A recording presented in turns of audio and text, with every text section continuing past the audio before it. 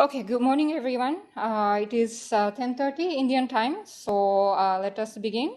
My name is Yumi Onishi. I am the core team leader for the JICA project team, working with the Aspirational District Program, promoting SDGs in India, and I will be the host for the day.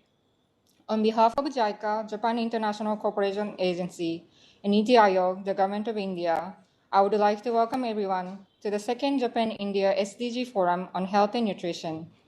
Achieving zero undernutrition among children, bringing Japanese experience to India. We appreciate you taking time off of your busy schedule to be with us today.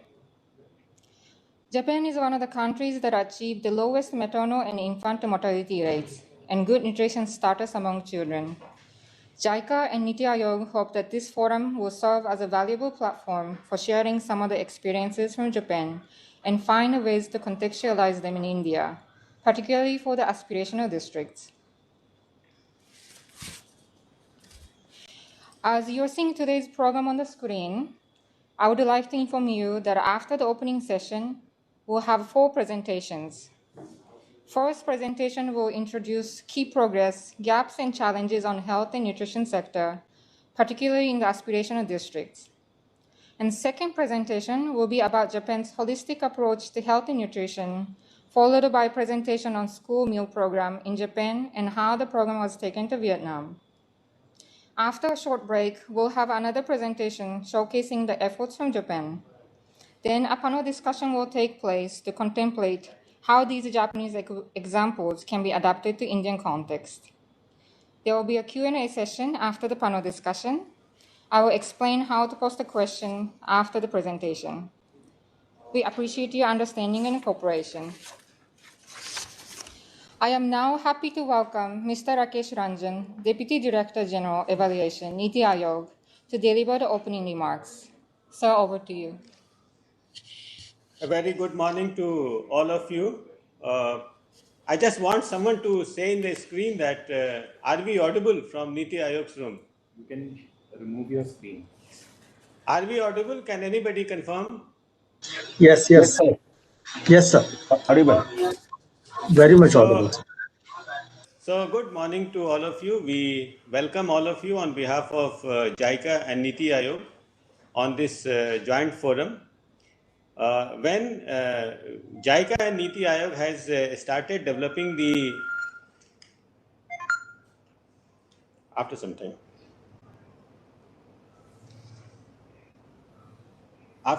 Can you G? So when JICA and NITI Aayog came up with this partnership, we had made 2 propositions to JICA. One was that we would request for the official development assistance, and the second was that we consider Japan to be a model country in many ways, and they have sorted out many of the problems. And it is in our interest that the remote areas or the difficult areas of India get benefit from the experience of some good practices or the technical development that has taken place in other part of the world.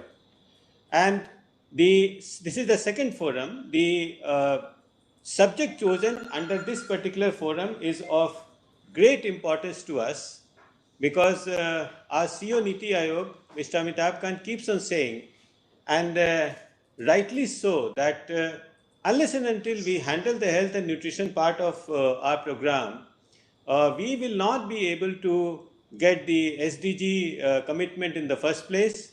The second one is that it is very, very unequal development that is taking place in India. If the health and nutrition benefits of entire population and especially those in the remote area is not good. And thirdly, that we will not be able to sustain a high level of growth. Besides what the Honorable Prime Minister keep on saying, that there must be ease of living in this country. So as such, India is developing in the sense that if you look at the data between NHFS 3 and NHFS 4, they are the countrywide survey of the National Health and Family Survey. The level of nutrition, which is still very high, but it is the level of malnutrition and the related problem is still very high. But at present, fortunately, it is falling down. But the only thing is that a cause of concern was that the rate of fall of this particular malnutrition and related problems is much less than what we would like to accept.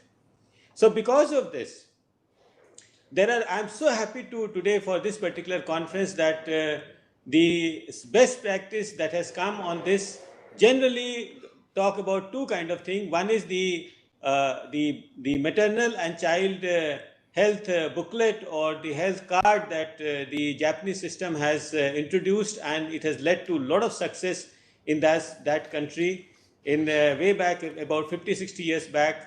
And the second one is that how they have handled the school meal program. Now, India has also been kind of doing this particular thing for now at least so many years by now. We also have a concept of a maternal child card system, maternal child MCPC we call it. We do have a system, but I would like to point out right in the beginning that why we consider this conference to be good is that when we sent the survey team of the Gates Foundation and Tata Trust in the field in aspirational district, we found that the MCPC, which was the card which was there in the household, were definitely not live up to its potential.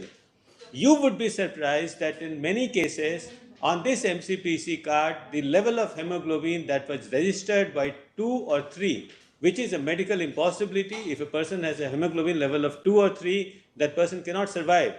Similarly, when we went to go for immunization related survey, we realized that these cards, MCPC cards, are not filled properly.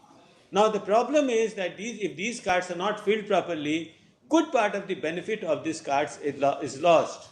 So we can learn a lot from the Japanese experience on this thing. So I myself looking forward to the presentation that will come after this particular opening session.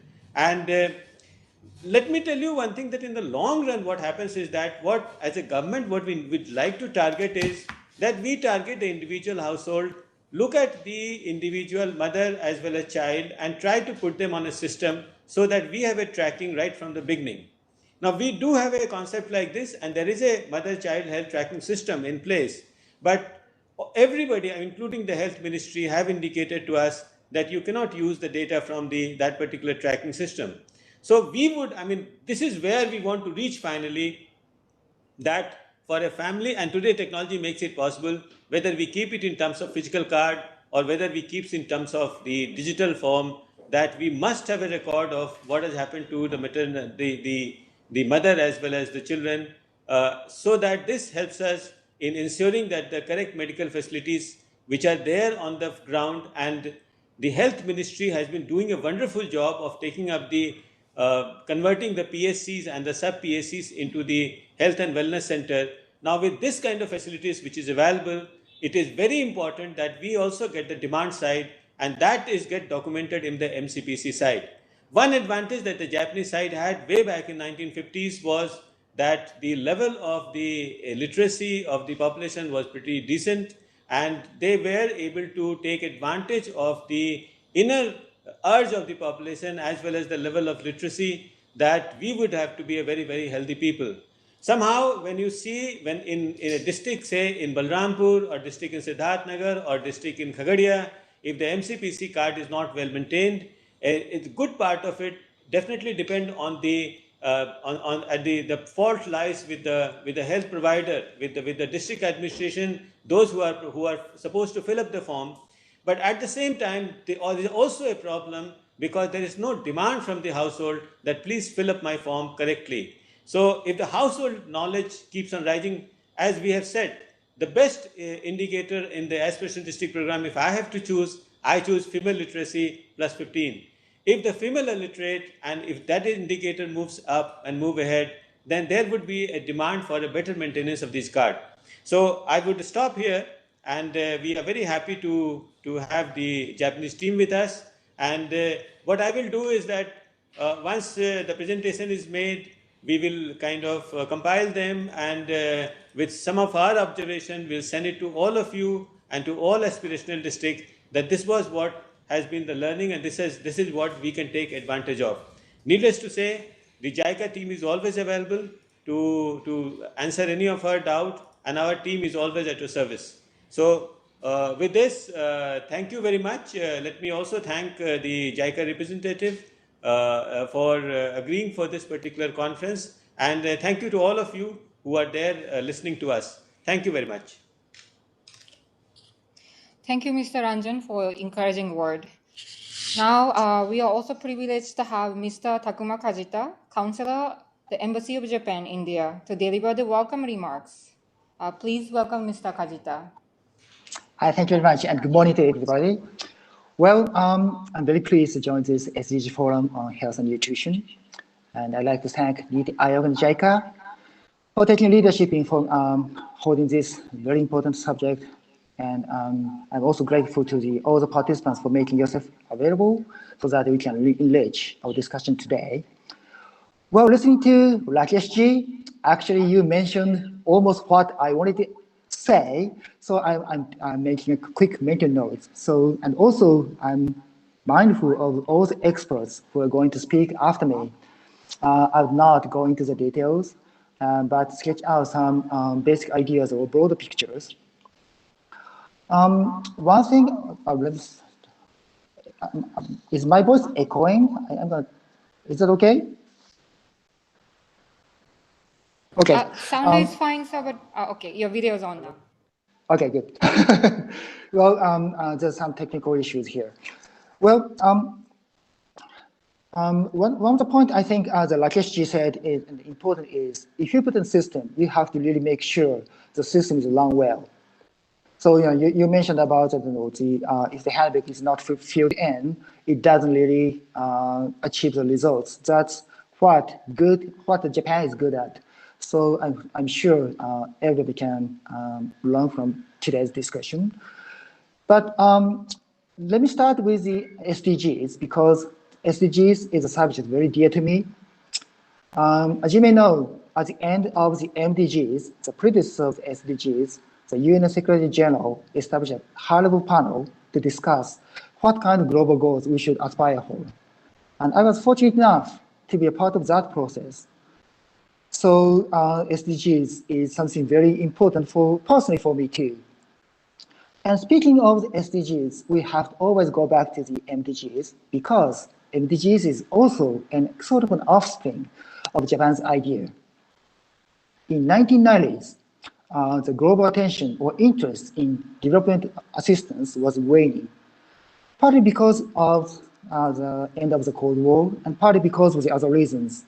But Japan was very seriously worried about that trend. So we submitted to the OECD DAC, Development Assistance Committee, a last sketch of the basic idea which culminated into the MDGs, like having the population of poverty or with hunger. But at the same time, we knew the MDGs are not sufficient enough because in 1990s, at the same time, we are also developing another idea, which is called human security. Human security is basically the idea asking you to put yourself into the position of the most vulnerable and think and address the development issues from that lens of individual. So if you look at MDGs, we talk about, like I said, having the population with hunger, number of the population with hunger is an aggregate. If I were the most vulnerable person, I'm not sure if I belong to which half. Or say, if you think that you eat potatoes or maize day and night, your stomach would be full, so you may not be categorized as hungry anymore, but would you be content with that diet? I doubt, because it lacks nutrition, it lacks variety. So without nutrition, you feel your body gets weak, your health is going to degrade. So one of the drawbacks of the MDGs was we only look at the aggregate, and also we tend to treat each goal separately into silos. So in the course of the discussion of the SDGs, Japan emphasized two things. One is that we have to make the new goal human-centered, and that's what SDGs achieved. We also emphasize that we have to look at the nexus of issues because for an individual, every kind of challenges are interlinked. So we have to deal with them simultaneously. Indeed, nutrition, take an example of nutrition. Nutrition is said to be at least related to 12 goals of the SDGs out of its 17 total goals. So that's a point we have to really bear in mind. And from that point of view, health and nutrition are really interrelated, and I congratulate all the conveners for taking up the subject well chosen. And so we are now in the time of SDGs, and we are now in the time of COVID. Both health and nutrition are at a challenge because of COVID. So COVID-19 is really challenging the ways of life. That is why Prime Minister Suga, our new Prime Minister, actually, as his one of the first diplomatic actions, made an address at the UN General Assembly, and he emphasized that we should look at human security concept of the new era so that we do not leave no one's health behind. And we are proud to be partnering with NITI Aayog to support India's efforts to achieve the SDGs.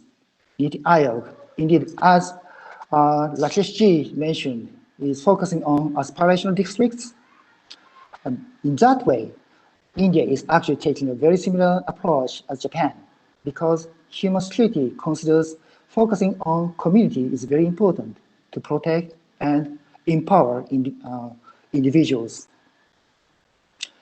And because of COVID, we also think that our efforts towards the universal health coverage is becoming even more important. And so is India's efforts through Ayushman Bharat. We are also pleased to be able to be a strong partner with India in that regard too.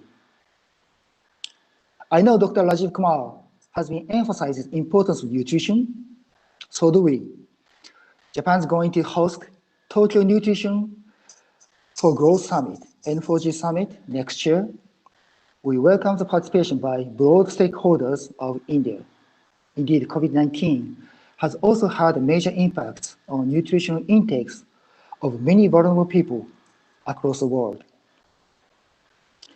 Today, as Rakesh ji said, we have some interesting sessions like school meal, and school meal is more than win-win. We could say win-win-win-win-win or something like that, because it is going to incentivize kids and their parents to go to school. And school meal helps physical and intellectual healthy development of kids. These kids can be able to better cope with the challenges and seize opportunities. Health people would not pose too much burden on India's health system.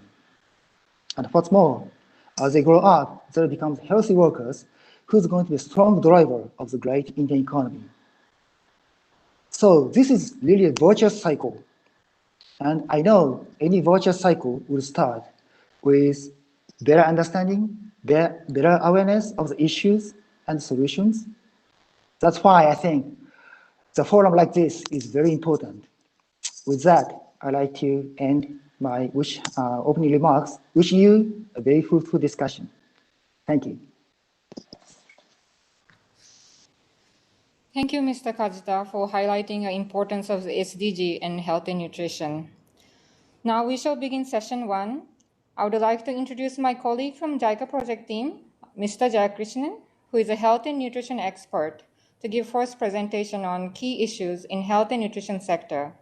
He'll briefly present progress and gaps and challenges in the sector, especially related to the aspirational district. JK, please start. Yeah, can you see my screen? Yes, we can. Okay, good morning all. It's a privilege to present the key issues in health and nutrition sector in India. And I'm part of the JICA project team. I work with Yumiko San, who has just spoken, and I work as health and nutrition expert in the project team. To take you to the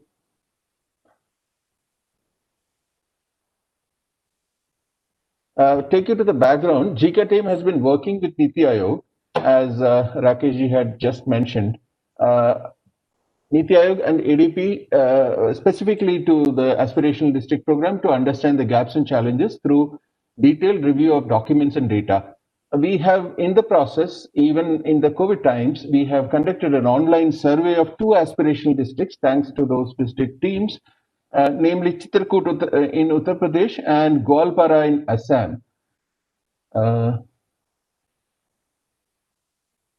If you look at the progress of nutrition, health and nutrition, as mentioned earlier, India has made significant progress in providing universal access and affordable healthcare solutions. And with the national health policy being implemented from 2017, a lot of programs have come in support of this, providing the universal coverage to all the people, including the last mile population. And there has been significant decline in maternal mortality ratio and infant mortality ratios over the years. And we have also seen significant progress that has been achieved in food and nutrition sector as well, primarily in nutrition as well, reducing the rates.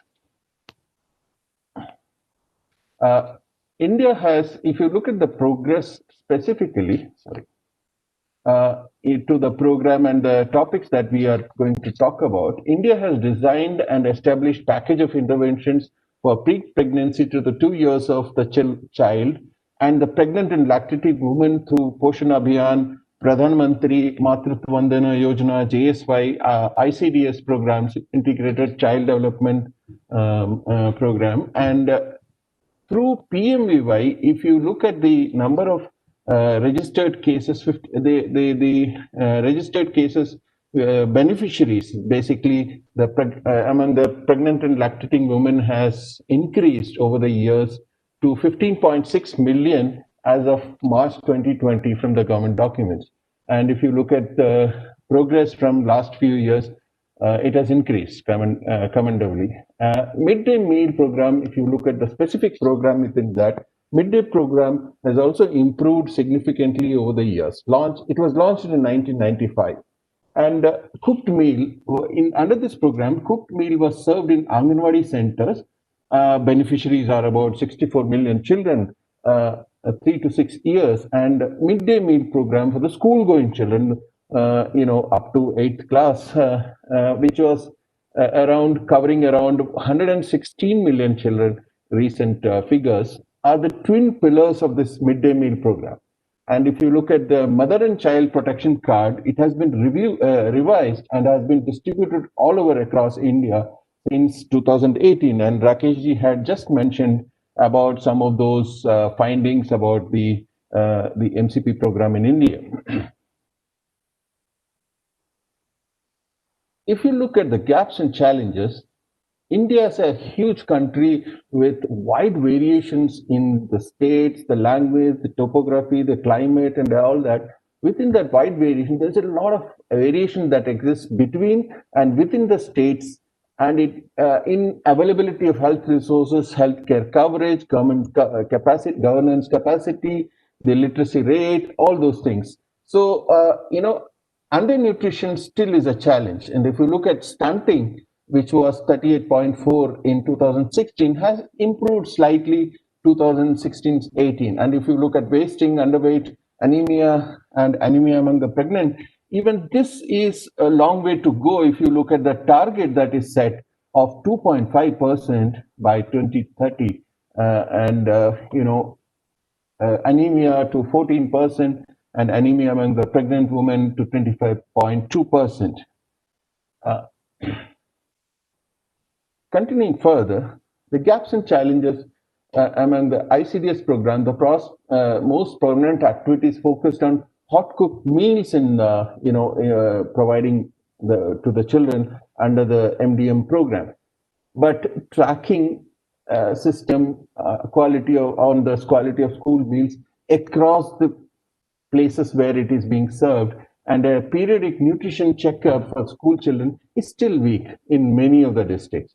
Children younger than preschool age and students from private schools get missed out from the MDM programs. This severe and this is actually a weakness in the MDM program in India.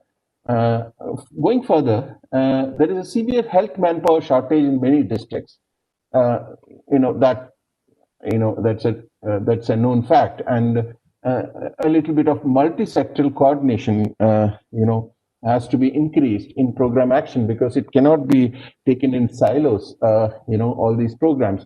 So sharing information, the database, and joint action are a little weak in the district. So these are major challenges, especially in the topics that we are taking in the next presentations, for this. So that's it from my side, and thank you. Over to you, Yumi-san. Okay, thank you, Mr. Jayakrishnan, for the concise presentation. Now we are moving to the next presentation, but before that, I would like to announce to the forum participants how to post your questions on YouTube. In case you have any questions to the presentations that's upcoming or the panel discussion that will be taking place later in this forum, we'll be addressing selected questions in Q&A session at the end of the forum. So if you have a question, please post the question in comment section of the YouTube.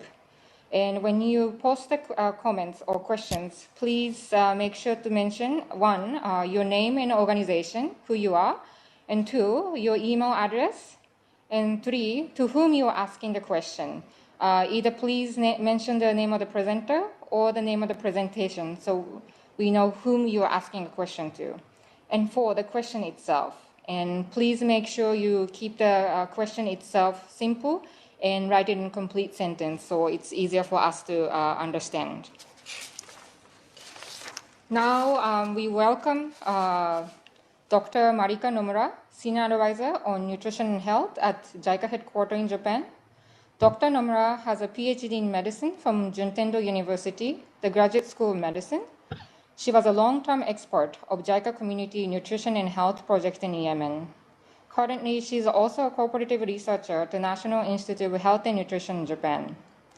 The title of the presentation is Sharing Experience from Japan, Holistic Approach in Promoting Healthy Diet Among Children. She's joining us today from Tokyo. Now over to you, Dr. Nomura, and I request you to also switch on the camera. Thank you.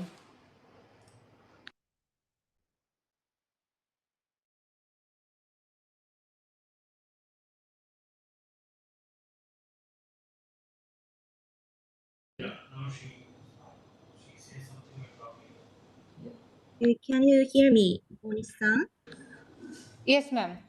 Okay, ladies and gentlemen, good morning and good afternoon. My name is Marika Nomura, a Senior Advisor on Nutrition and Health at JICA headquarters. I'm very happy to have this opportunity for me to share the Japanese experiences on nutrition improvement with you, with India.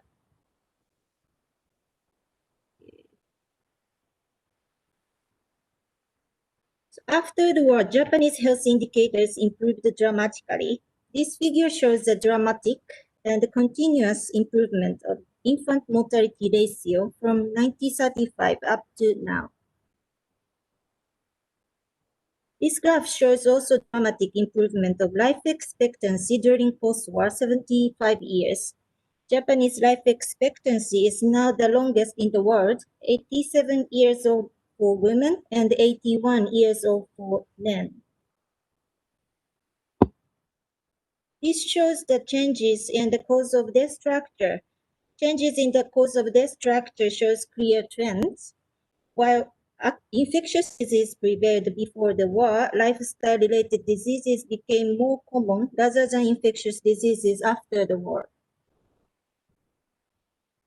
Japan has the longest life expectancy even among OECD countries, also the lowest adult obesity among OECD countries.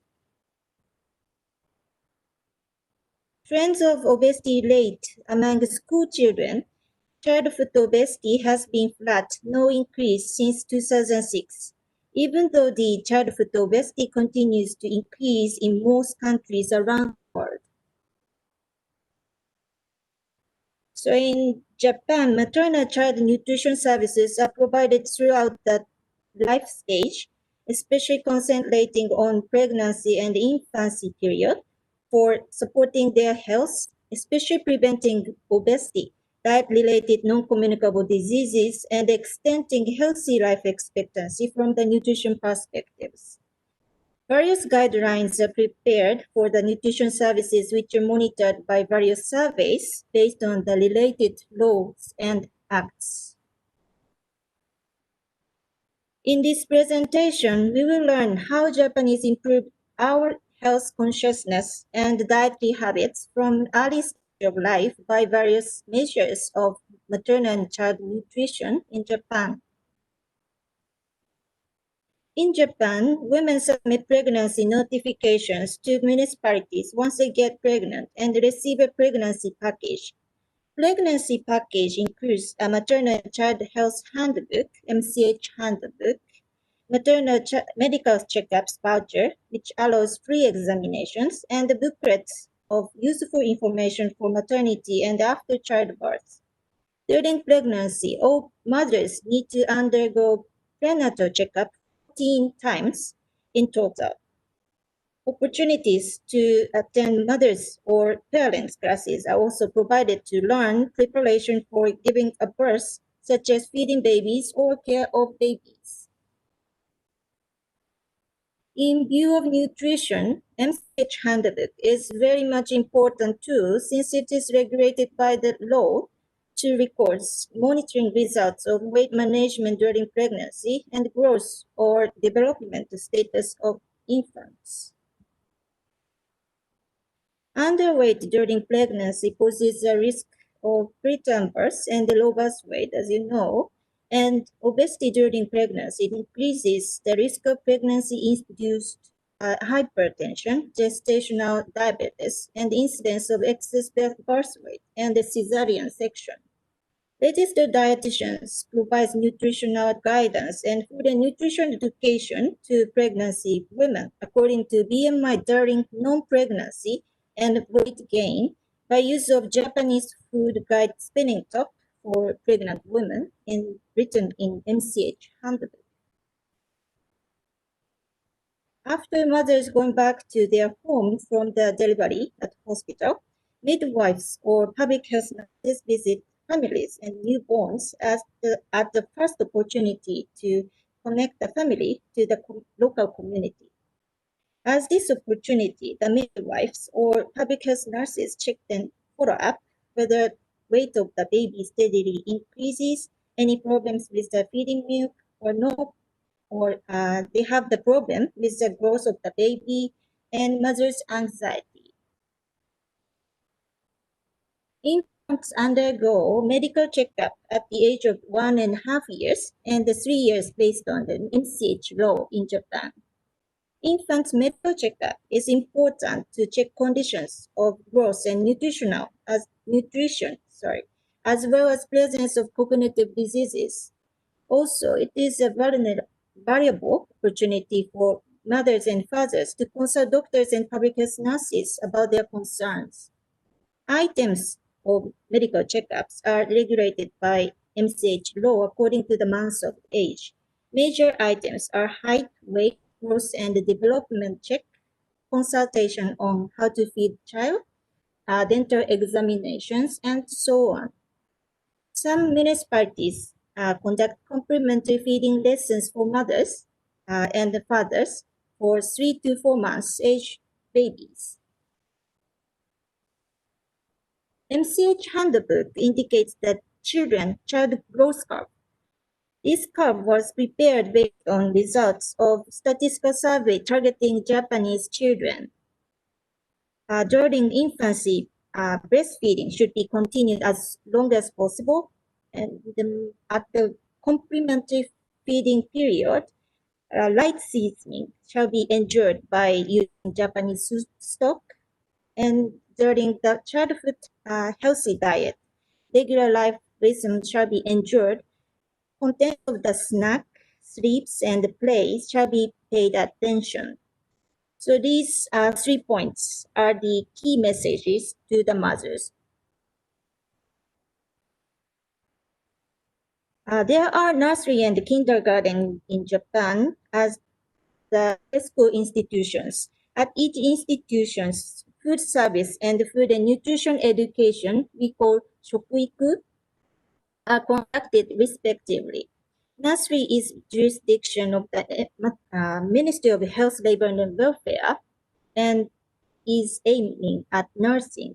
Providing food service is mandatory since it is a part of the nursing. But on the other hand, kindergarten is jurisdiction of Ministry of Education. It is positioned as preschool education and the food service is mandatory. However, from the viewpoint of the education, many kindergartens adopt food services and food education in various styles for providing learning opportunities. So when children become 6 years of age, all of children enter elementary school in Japan. In Japanese School Lunch Act, school lunch must be included in the elementary school curriculum, and it is regulated that food and nutrition education must be given to children. This is about significance of school lunch program from the viewpoint of health promotion. The menu changes every day. School lunch shall be the benchmarks for the children's daily dietary life and their cooking in the future as a lifelong model of healthy diet of Japanese people. The diet of children in poor families, or in case of child mothers working outside, for example, there are problems such as more frequent eating of ready-to-use lunch boxes and the poor nutritional balances. School lunch implementation standards are designed the nutrients which is deficient in the daily meals at home are to be supplemented in the school lunches as much as possible. She is diet and nutrition teacher, we call AO teacher, who has dietitian's license and the teacher's license.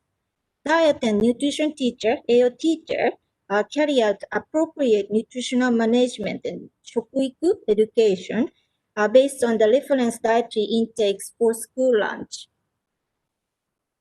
AU teachers shall aim at achieving a higher educational synergy effect by carrying out shokuiku, food and nutrition education, and managing the school lunch program in an integrated manner. For example, by making use of the local products for both school lunch and shokuiku education in the classroom.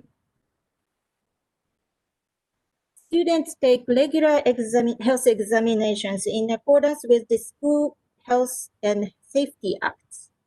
Undernutrition, overweight, and obesity be continuously followed until their graduation as nutrition monitoring indicators. Ministry of Education compiles and publishes monitoring results as annual reports every year. I'm going to skip this. Japan's nutrition policy focuses on maternal and child nutrition services concentrated on first 1,000 days of pregnancy and children in order to acquire healthy consciousness and healthy dietary habits from early stage of life.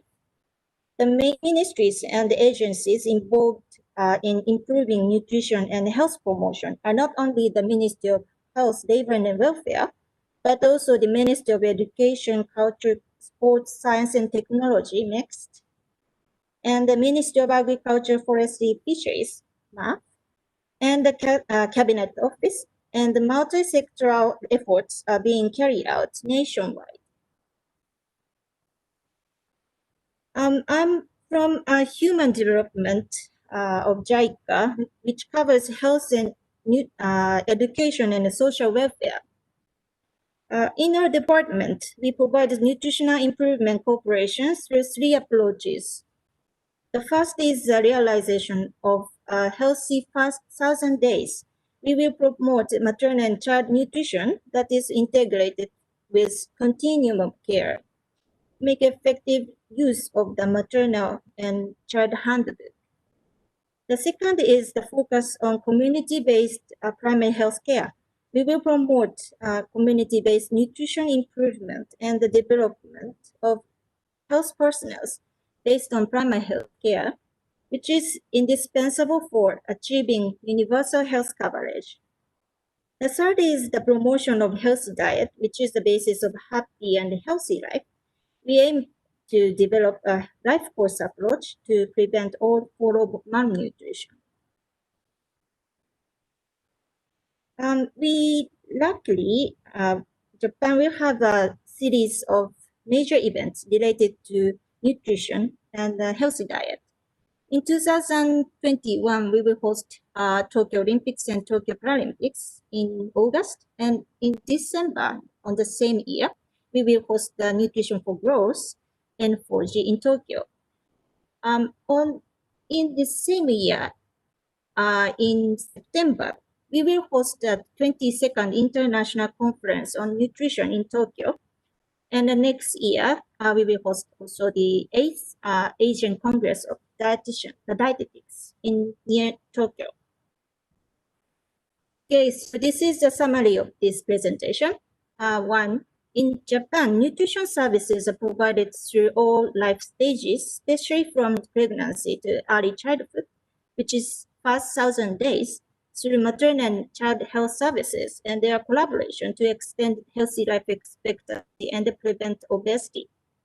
Two, after the infancy period, school lunch program and food education provided at nursery and elementary school. And three, in this way, high health consciousness and the dietary habits of Japanese people are created from the early stage of life.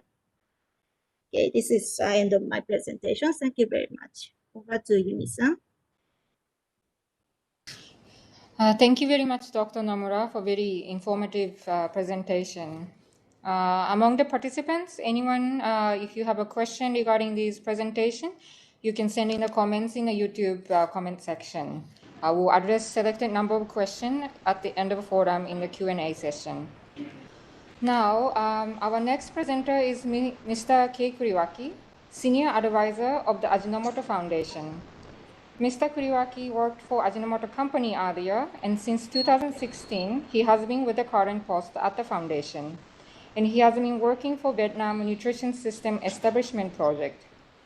He's been also associated with the grant program for Health and Nutrition Improvement Project in 10 different countries. His presentation is on school nutrition program in Japan and Vietnam. He will talk about Japan's school meal program together with nutrition education. He will also explain how Japan's school meal program has been brought to Vietnam and adopted there. Please welcome Mr. Kuriwaki. And now over to you, Mr. Kuriwaki. Please Yes. put on the mic and the camera as well, sir. Yeah. Can you hear me? Yes, we can hear you. Can you also switch on the camera? On the camera?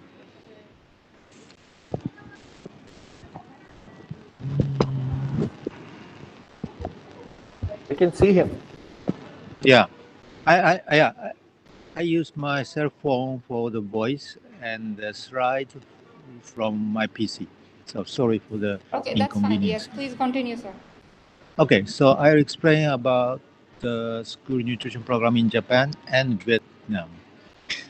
First of all, I'd like to show one typical characteristic of Japanese school lunch. This is a self-evaluation of Japanese school meal. You think how Japanese are enthusiastic about school meal, because from this typical school meal, the nutrition teachers in charge of school meal evaluate themselves.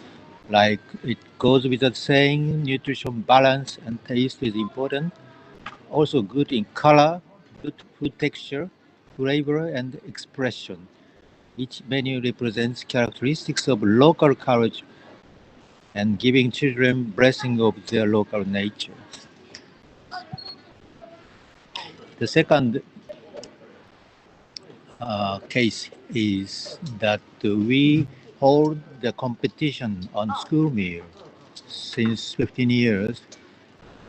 So this is one of the competition, particularly in school meal, and 2,000 schools made entries, and this evaluation is made from the management of temperature and the teamwork and hygiene and so on.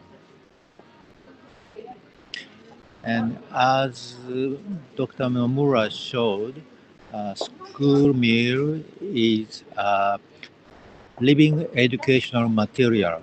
It is defined by Japanese law. And the bottom part is a weekly menu plan in primary school. And this is weekly menu and details of the staples and dish and the ingredients. And ingredients are classified into 3 groups: red group, yellow group, and green group. And this kind of planning is made in almost every primary school in Japan. Okay. And sorry, I cannot turn. Okay, and this is monitoring from the school health statistic.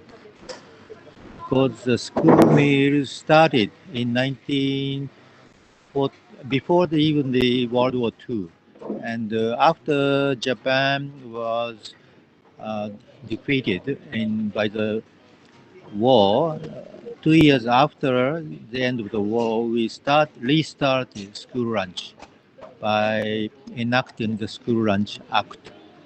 And then you can see the growth of height and body weight of the school children. And also, recently, researchers evaluating how school lunch affect the social disparity. From this research, the protein intake and iron intake increase with school lunch, and even the low income class have a bigger advantage than the high income people. You can see the school lunch can reduce the disparity of the household income. Now I start to talk about our Vietnam project. In Vietnam, there was no dietitians until 2017, meaning before 3 years, there was no dietitian, bachelor dietitian. So we started the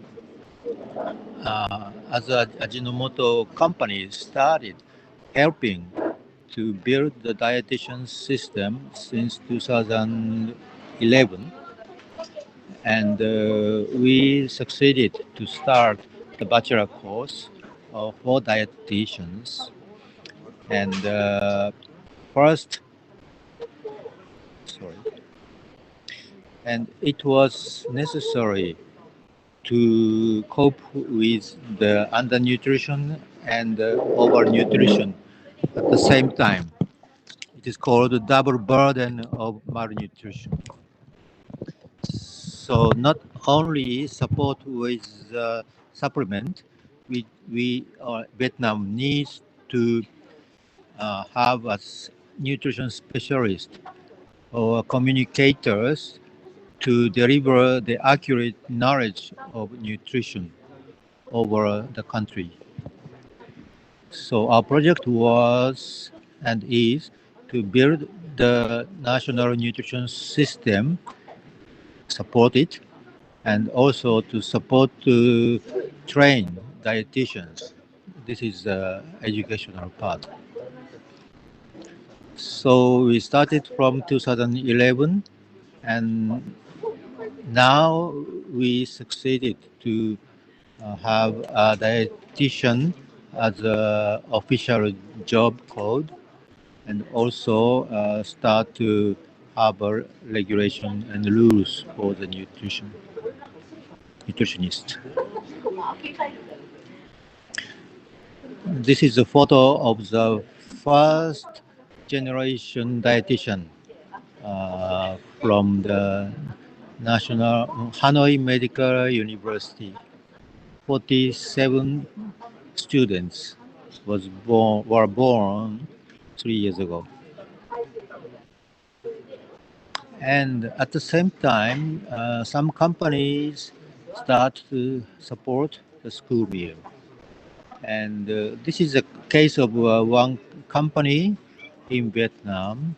They started to make the menu for the school meal, standard meal for each cities in the South Vietnam, North Vietnam, and so on.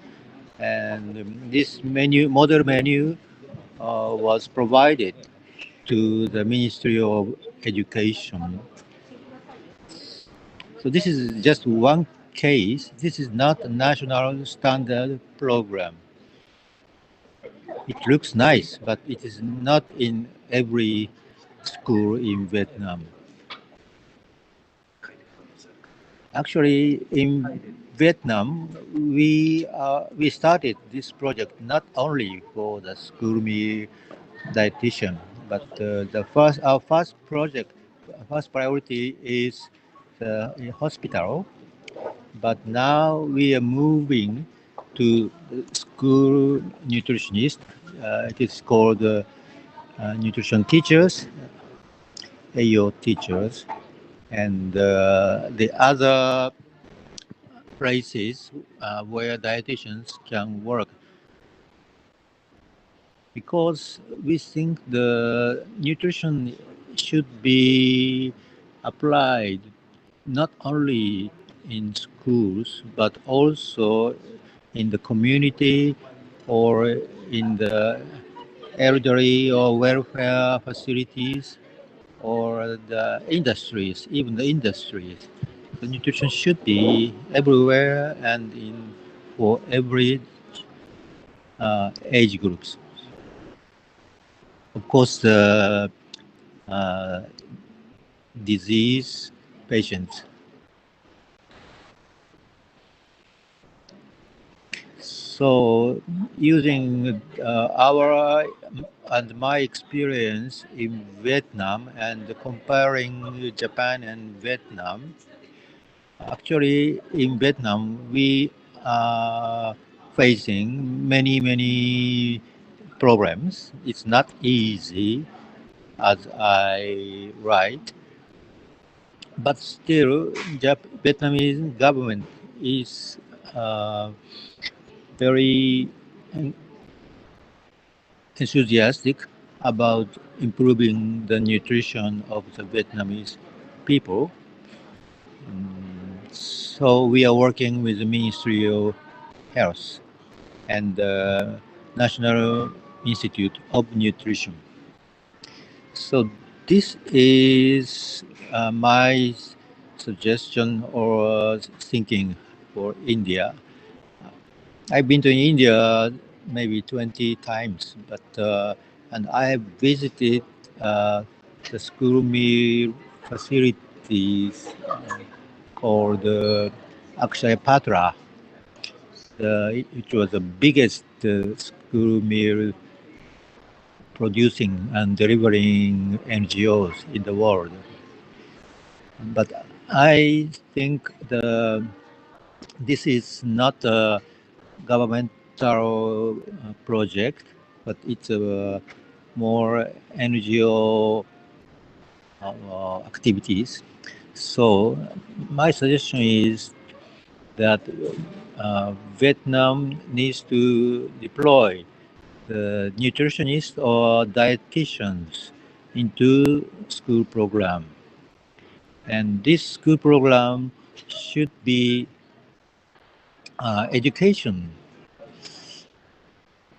And this is also the problem in Vietnam because school nutrition is in charge of the Ministry of Education, but the dietitian is in charge. Dietitian is under the control of Ministry of Health. So health and education is managed by the different ministries. That is, I think, the big problem.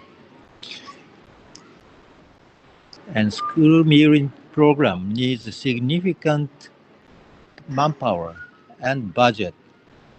And also the multiple governments should commit and cooperate.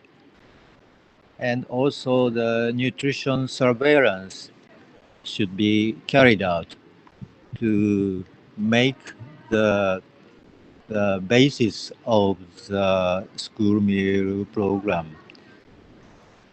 And of course, the hygiene control should be on top of the nutrition program. Thank you very much. Thank you, Mr. Kuriwaki, for explaining your effort in Japan and also in Vietnam. This was very interesting. I would like to announce now to all the participants, we'll have a short break of 10 minutes. So you can take your eyes off the screen and also stretch. And if you wish, you can also post questions on the presentation done so far on the YouTube comment section. And please send it in a comment, and please make sure to mention your name, organization, and also your email address and whom you are addressing a question to. This will be easier for us to figure out who should answer the question. Please be back by 11:40 Indian time. And for the last 5 minutes of our break, we'll have a countdown timer so that you know when the break will be over and we'll be resuming with our forum. Thank you very Excuse me, much. Chairman. Yes. Yes, I'm Kuriwaki. I have to leave in 10 or 15 minutes. So if someone has questions, please do so now, I hope. Okay, so let us just take one question to Mr. Kuriwaki as he has an urgent matter to attend today and he has to leave. So if that would be okay, let me just read out. Yeah. Okay, there's one question from Rhoda Galanko. The question is, who is evaluating the school meals? And how often is it done? And what are the sanctions for violations? Mr. Kuriaki, you can answer this question? Yes. Who evaluates is, I think there are many levels of evaluation. At first, it's important to know that the first evaluator of school meal is the headmaster of the school. So 30 minutes before serving, today's school meal have to be delivered to the room of the headmaster, and he or she evaluate for the first time. And then after approval, it is served to the children. Okay. And second, that the kind of evaluation which I showed in the first page is not every day, but from time to time, there is in the meeting of the school meal, they evaluate maybe twice a year or something like that. And about the sanctions, I think there's no sanctions. It is they do it from their interest and joy. That's all.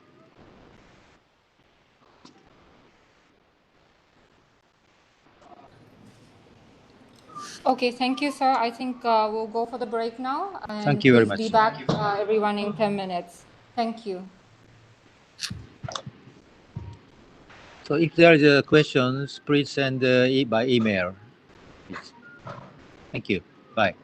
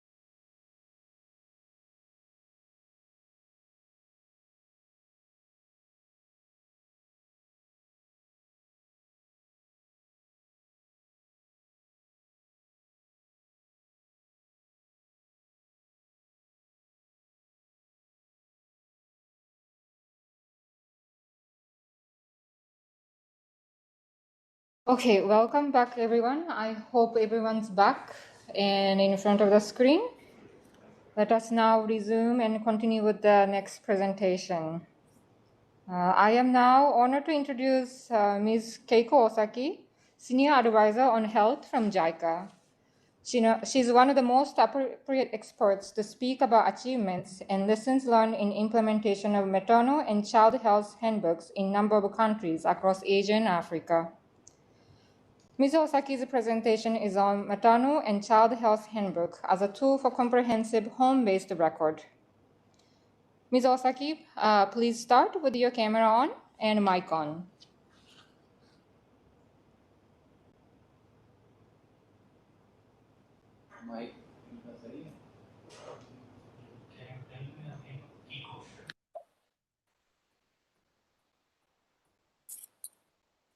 Hi, good afternoon.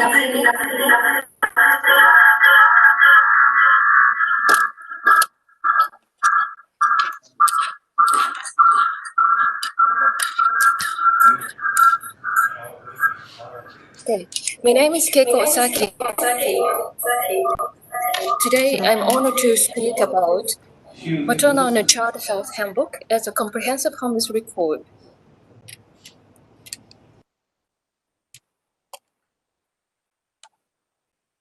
Okay.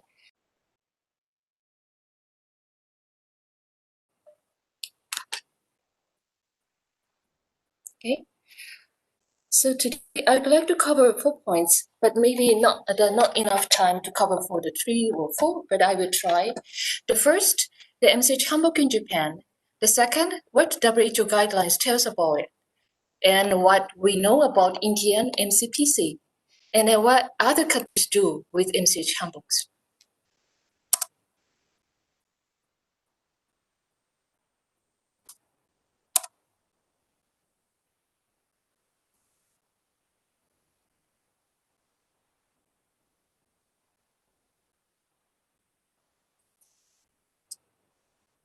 Okay, so MCH handbook is an integrated format of the home-based records. What is home-based record?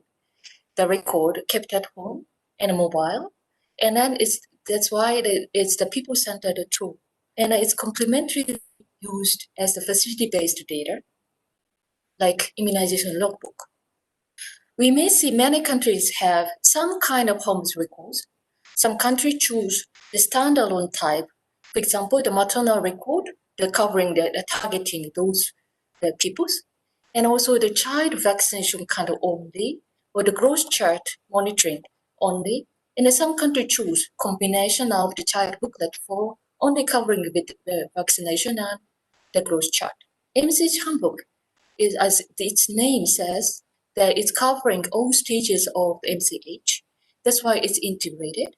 And the targeting the pregnant women, mothers, children, and caregivers.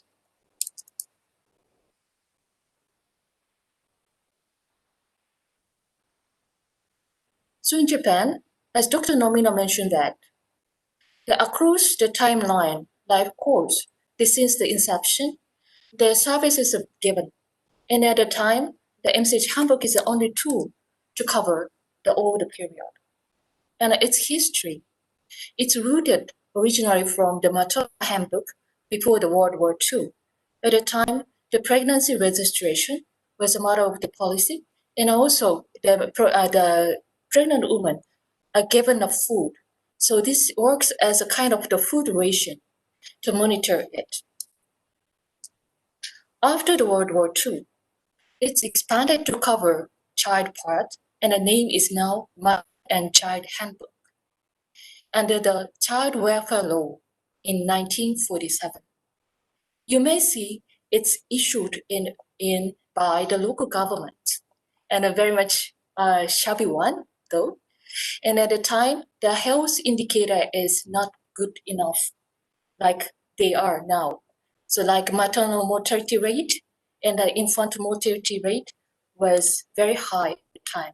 So issue of that the time was to how to ensure the essential service be provided to everyone. And then nutrition is the issue, for example, especially for the malnutrition.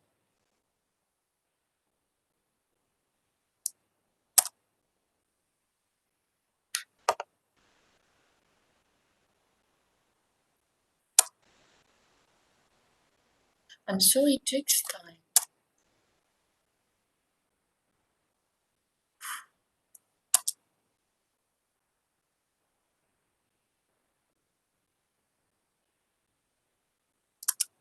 Okay, so in year 1965, the law was Mother and Child Health Law, and the name is Mother and Child Health Handbook. So the health is now in the name. So it means it's more clearly the sick and the health systems and issued by the local government. So to be honest, MC's handbook is so common for Japanese. So not many evaluations we haven't done until the millennium. So this is among the mothers who brought their children for the public health centers for the health checkup.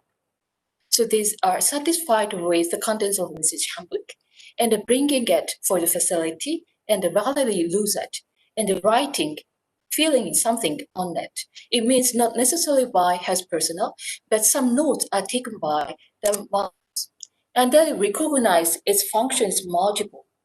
Yes, it's a medical health record since pregnancy till the child. In a personal diary, as I said, there is a space for mothers to take a note of their impression, their feelings, and their happiness and the worries.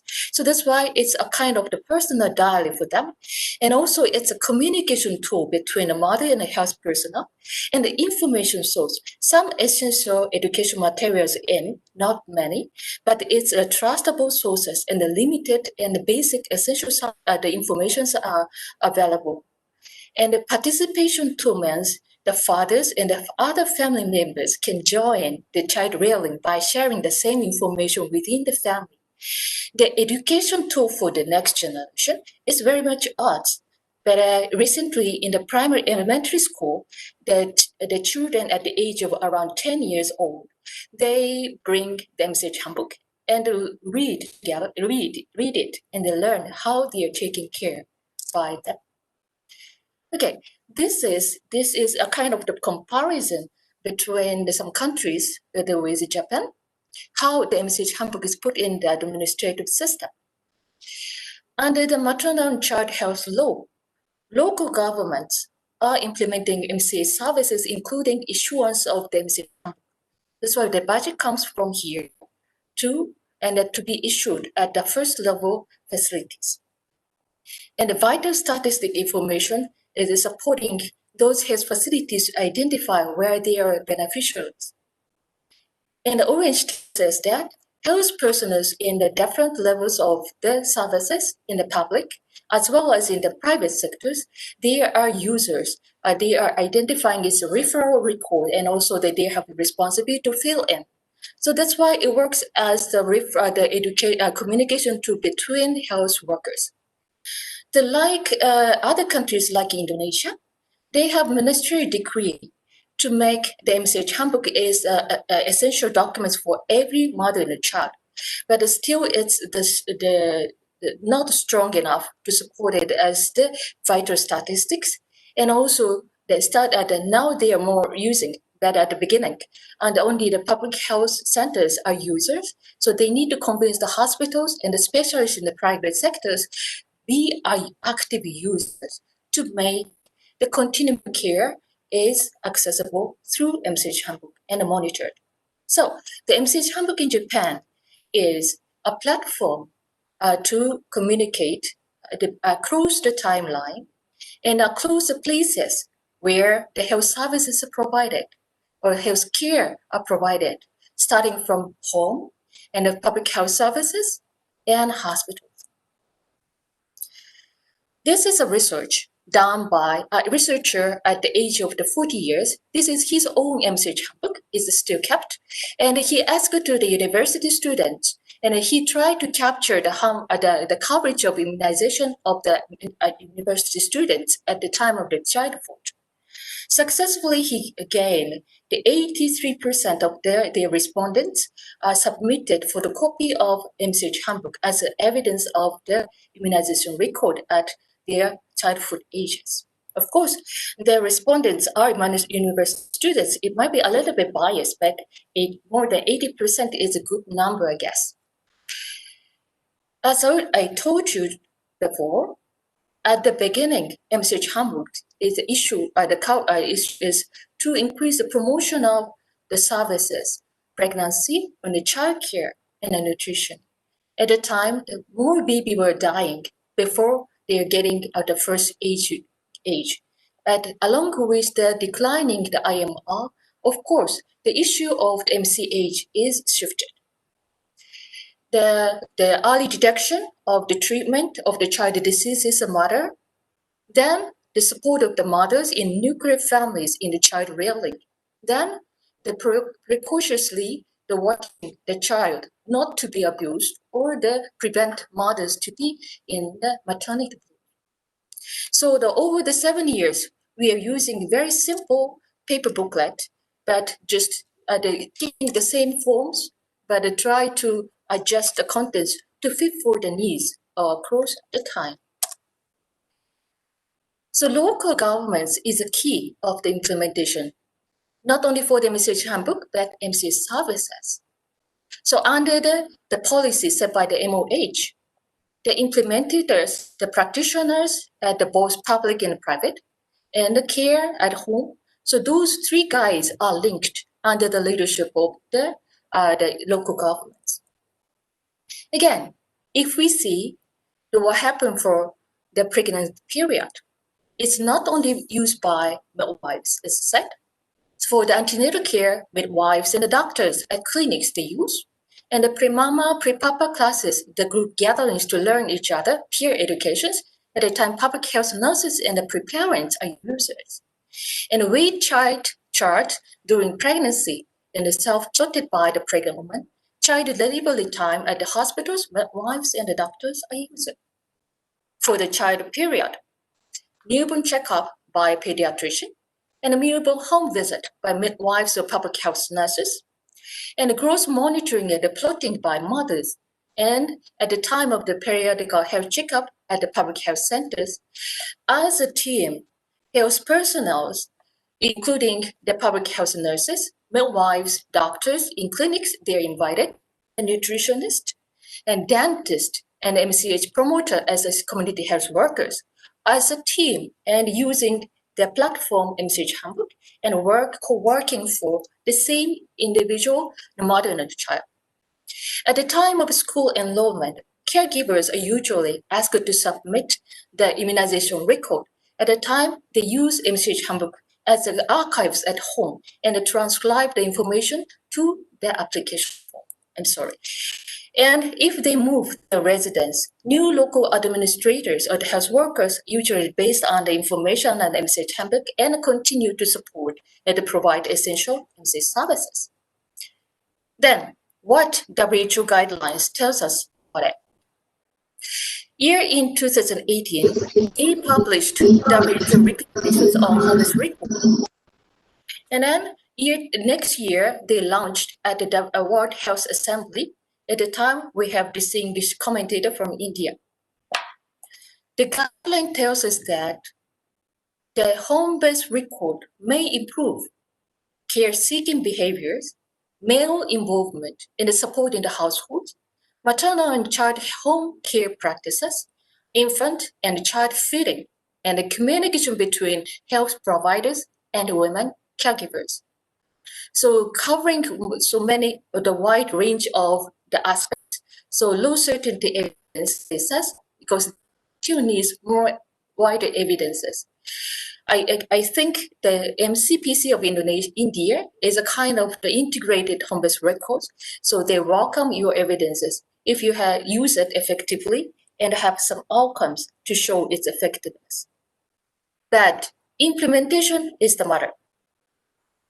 So it's not only by the designing by the contents, but the training of the health personnel is very much essential if you would like to expect more functions from home-based record or the MCPC works more than current status. And the sustainability imprinting and also the planning as a part of the implementation is very much essential. not only the vaccine itself, but the monitoring tool, it needs to be accompanied. Usually, many countries, the financial minister do not aware the importance of the home-based record, just spending on the money for the vaccination without home-based records. So health education is not only by the MCH handbook, of course. The potential for harm is stated, especially for the digitalized settings. We must be careful about the privacy matter. So what we know about Indian MCPC, to be honest, I'm not knowledgeable enough, so I'd like to learn from you. But anyway, just limited number of the papers I researched. And this is result based on your former version of the MCPC, I guess. But unfortunately, not all parts of the record is used by health personnel. And this is the data from the WHO website. It is telling us how far among the children of the age 11 to 23 months have the owner of the home-based record with immunization. So the pale green color of India means the less than half are owner of the MCPC, I guess. And then 3/4 have ever received home-based records, but the 40% still remains. It means that some portions are lost. And the gaps between genders are not really observable, but some gaps between the urban rural as well as their economic quintiles are a little bit more significant, to be honest. So what other countries do with MCH handbooks? Like Laos, they have the low literacy rate among the women. So the contents has some figures, but not only for the clients, health personnel also need some attractive, more practical technical guide to use it.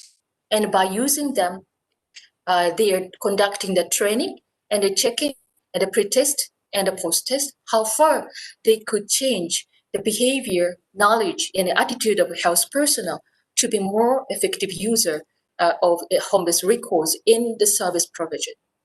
And Afghanistan, so you may identify this is not new for you. So, but this is the very simple but mutual monitoring tool for them. That if the mother comes early at the timing, they will get the good color of the tulip. So they're not only by the checking from the health provider side, but the demand creation by letting them to monitor together to have the beautiful color on their the black and white pages. The Myanmar, so this is one study tells us that for the antenatal care, 60% have already completed enough number of the antenatal care, but unfortunately, how far they have completed the contents of the services, quality care is 20%. So some gaps between. And if they say, not only for the antenatal care, but also postpartum care, the coverage is also some gaps. So not only for the just frequent contact, but we need to make every contact to be optimal by providing the quality care. And we can monitor the quality of care and encourage, empower the health personnel and also the clients to be a more active accessor of the essential services. This is another story from the Philippines in mountainous area, but I will skip this one. So one of the essential tools which ensure Japan's holistic approach to MCH and nutrition is the Maternal and Child Health Handbook in Japan. The MCH Handbook is a comprehensive home-based record to create continuous approach across life course, cross-sectoral coordination and synergy in MCHN. Local governments have responsibilities to ensure every mother and a child to receive essential MCHN services, including MCH handbooks in Japan. WHO guideline on home-based records for maternal, newborn, and child health in 2018 highlighted its importance of effective use. Some reports of India MCPC tell us some rooms to be addressed for more effective use. Examples of other countries, including Japan, may work as you're a reference, and we hope we could identify the collaboration for the better use of MCTC for Indian mother and child. Thank you for your attention.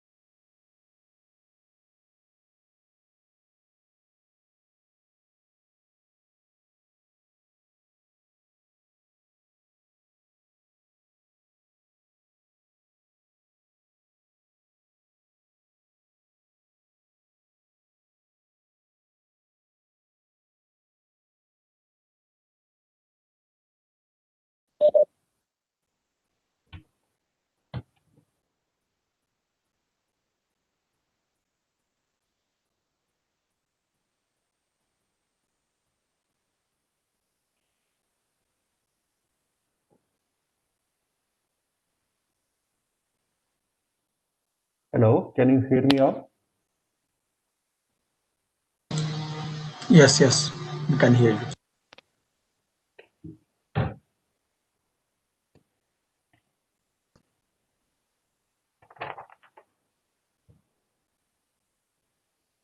I'm not able to hear Rakesh Ranjan ji.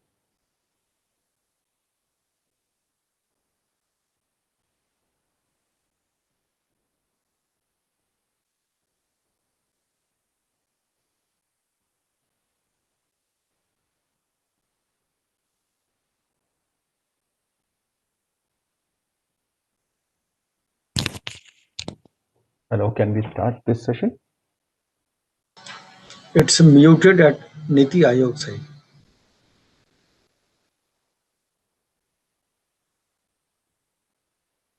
Can you call them to say unmute?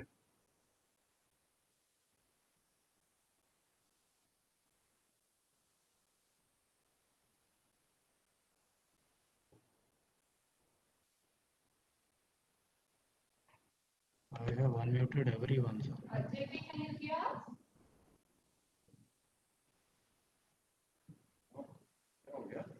अभी तो चल रहा था यार। एक और ये भी है, तो यहाँ पे बोल रहा रिक्वेस्ट सेंड, अभी किसको रिक्वेस्ट गई है? क्यों? यहाँ मैंने कुछ भी नहीं की, अपने वहाँ से जो भी हुआ था मुझे क्या पता।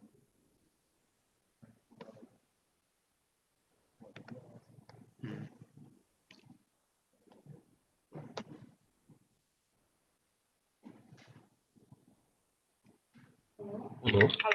Please unmute your mute. It's muted.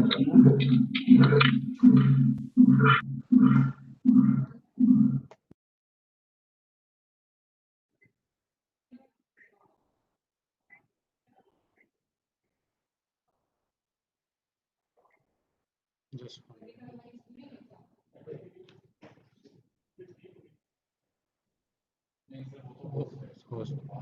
अब यार ये आवाज चली गई है सडनली में।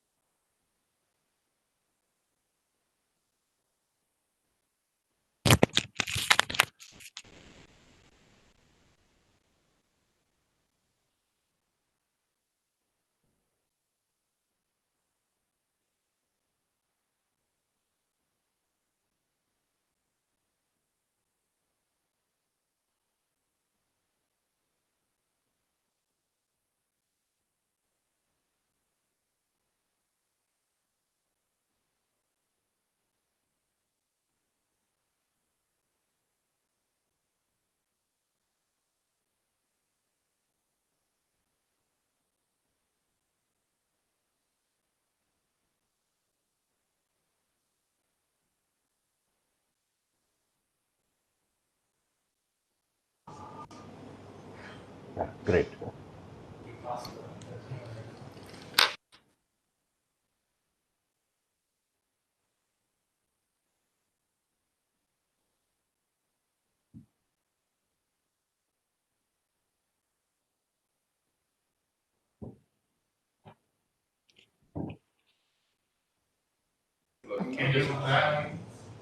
Can you hear us now? Yes, absolutely. Okay, great. Okay, so let me just do this again. We are moving on to the panel discussion on contextualizing maternal and child health and school meal in Indian situation. We have a facilitator who's our colleague, Mr. Jayakrishnan, online, and we have 4 other panelists. So, JK, you can proceed. Thank you. Thank you, Yumi-san. I'm Jayakrishnan here again.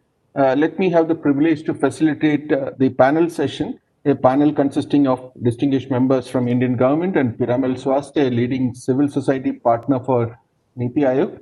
Let me introduce the members. Dr. Manohar Agnani, Additional Secretary, Ministry of Health and Family Welfare. Mr. Rakesh Ranjan, Deputy Director General Evaluation at Niti Aayog.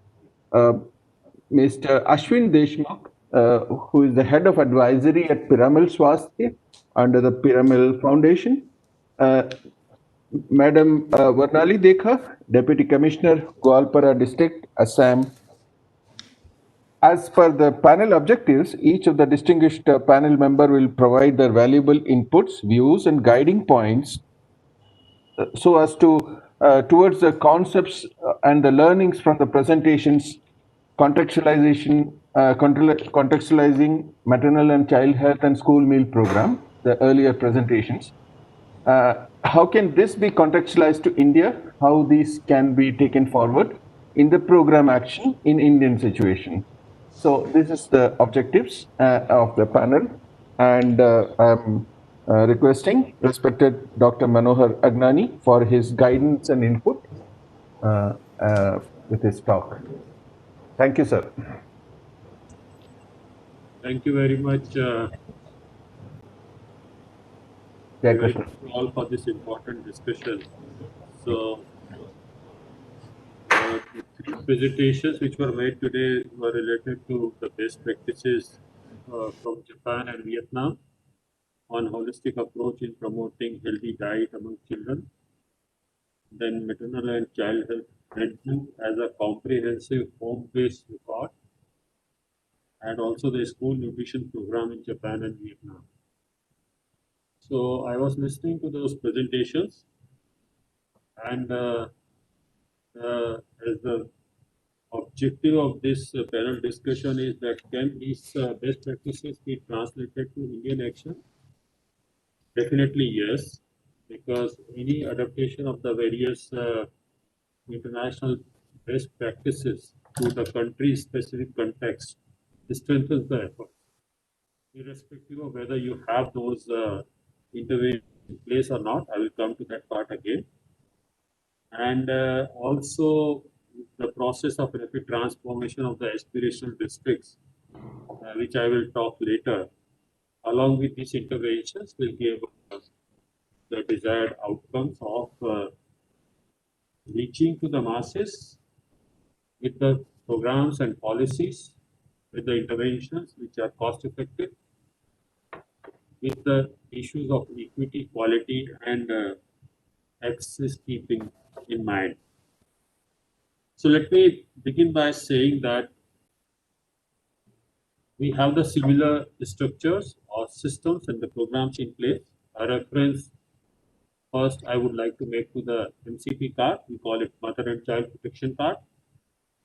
We introduced this card almost a decade now. So I have been in the public health for many years, so I can see the transition of maternal child health card when it was introduced when I was in a province and now at the national level.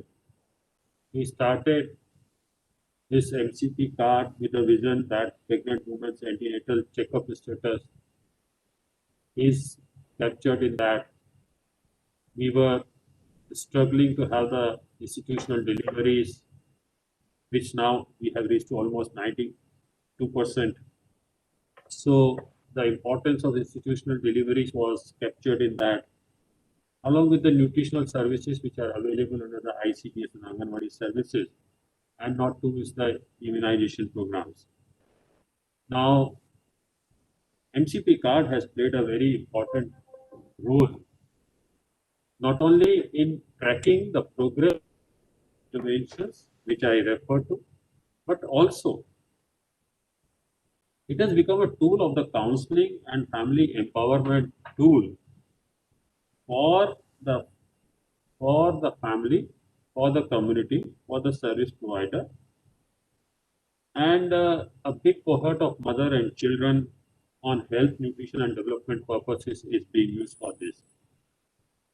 Taking the best practices of this nature in mind, and also the new interventions which are actually happening under the National Health Mission in our country, we decided to revisit the MCP card and early childhood development 1000 days importance, which under the guidance of the NITI Aayog we have been pursuing. That necessitated that we make these changes in the MCP card, and I'm happy to say that our new MCP card is now focused with more on these aspects, along with the strong inputs on information and counseling. But nonetheless, I was looking to these presentations also. They are learning from this also. We will try to make these also in our programs. A reference is made to the nutrition part. Nutrition is very vital, important, not only for pregnant and children, but the maternal nutrition also. And our vision of the country is that we should make it the Jan Andolan. So we have a Poshan Abhiyan, which is led by the NITI Aayog. We are guided by the expert group on this. And you also know that we have a very ambitious program of Ayushman Bharat program. People normally relate it to the Pradhan Mantri Jan Arogya Yojana, but it also has another important components of health and wellness centers, and also Ayushman Bharat Health and Wellness Ambassadors. So what we are trying to do through this is, we are trying to educate our teachers. They are our ambassadors on various issues, which nutrition, healthy lifestyle is also one of those 11 themes which we cover there. And through them, the behavioral change in the community is being envisaged in partnership with the HRD Ministry. And again, the focus has begun on this, keeping aspirational districts in mind. So my senior colleague, Mr. Rakesh Ranjan, will be more covering the issues around the aspirational district, because we are guided by NITI Aayog on that. And under the leadership of NITI Aayog, we are trying to see that how can the quality and service provisioning quality and the access can be improved, keeping aspirational districts in mind. And we have a separate program for aspirational districts. We monitor them on the regular basis. We also try to give the entire flexibility which is available under the National Health Mission in designing the programs for implementation, and aspirational districts are no exception. Rather, I would say that they are given more weightage in terms of planning. We have relaxed the norms for the manpower. We have given flexibility to hire any type of cadre, and also to top up with the allowances over and above the normal salaries and the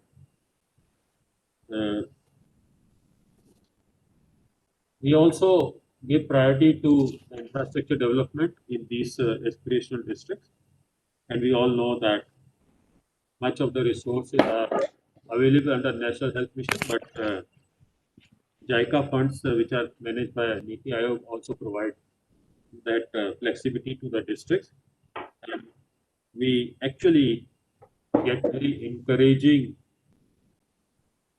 proposals from the districts on these issues, and I understand one of the district collector will be also is also participating in this from Assam is also participating in this discussion, so we will have more knowledge with that.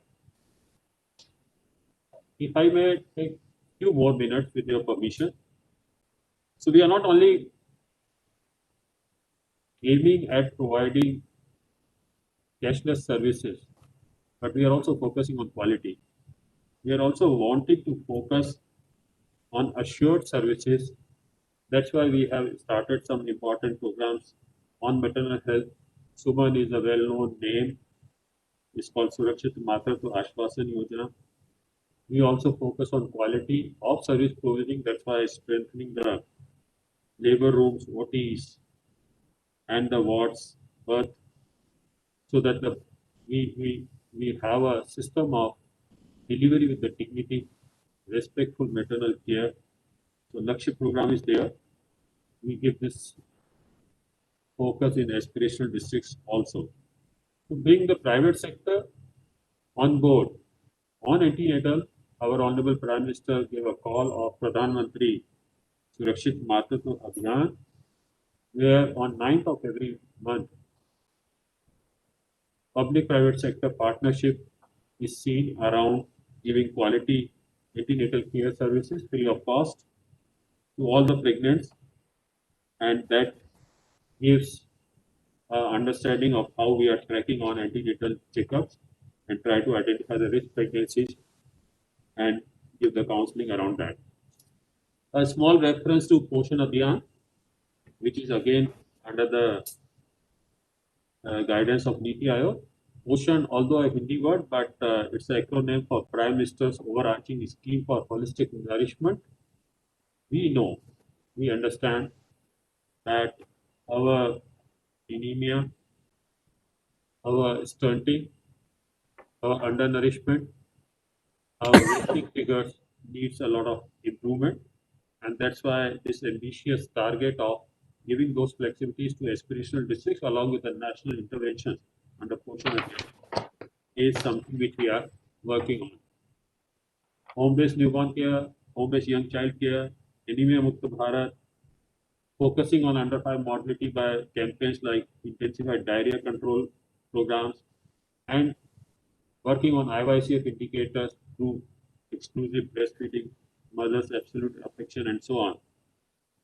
We are wanting to create a system which is responsive, which is done by the primary healthcare team, and our national health policy has a target of investing around 2/3 of the resources on primary healthcare. That's why I was referring to Ayushman Bharat Health and Wellness Center.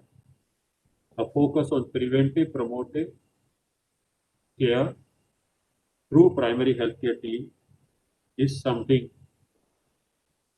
we are on the track. By December 2022, we will have all the sub-centers and the PHCs of the country actually converted into health and wellness center, providing comprehensive range of services which are not only limited to reproductive, maternal, newborn, child health, but will also address the issues like mental health, genetic care, palliative care, emergency health, and so on. So coming back to these 3 interventions, which are centered around holistic approach in promoting healthy diets among children, and also comprehensive and home-based records and school programs. I understand today's workshop is a milestone in understanding the best practices from these 2 countries, and I'm sure that the lessons learned through these interventions will be replicated in our program also. I wish success to all aspirational districts, aspirations and the program. Thank you very much for giving me this opportunity. Thanks a lot. Namaskar. Jai Hind. Thank you, Dr. Agnani, for your kind views. And I agree with you that there is a lot of scope that we can use the best practices from Japanese experiences into our Indian program with aspirational district as a focus. So that thanks for that, lucid and concise talk that you gave. So over to the next presenter, our dear Rakesh Ranjan sir from Niti Aayog. I would leave the dais to him for his expert guidance and inputs. Thank you, sir. Well, good afternoon to all of you. Just one question, is Varnali there? Yes, she's there. I think she's Varnali muted. Dekar, can you hear me? Yes, good afternoon, sir. I'm here, sir. Join, sir. Very good. So, thank you. We all heard Manohar, and we saw the presentation in the morning where we talk about two very important elements: how to document in terms of having a card at the household level, and how this has helped some countries, and how we are also doing exactly same thing. Our survey in the aspirational district program, which I have said in the morning interaction, had told us that on the ground there are a lot of gaps, because while we can design a very wonderful card, but when it comes to be filled at the ground level, then the quality of the filling of the card and the demand from the household to fill up the card correctly, both of them constitute a huge challenge. It is a pleasure to hear to Manohar when he was saying that the cards have been looked into, the best practices are being incorporated into this thing, and a new version of the card is being launched.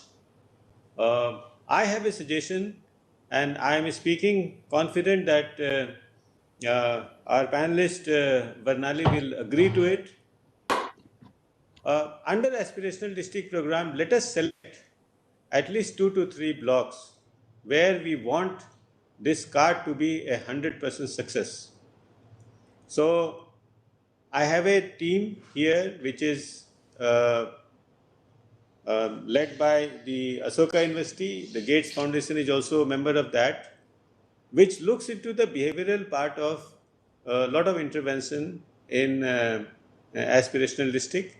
And we are using that team to tell us that if a scheme is designed very well in Delhi or in a state capital or even in district magistrates are agreeable to it, that it is very well designed. But when it comes to the implementation at the block level or at the level which is lower than a block, which is panchayat, then why the quality starts suffering, and where are the gaps, and what is it that we need to fill?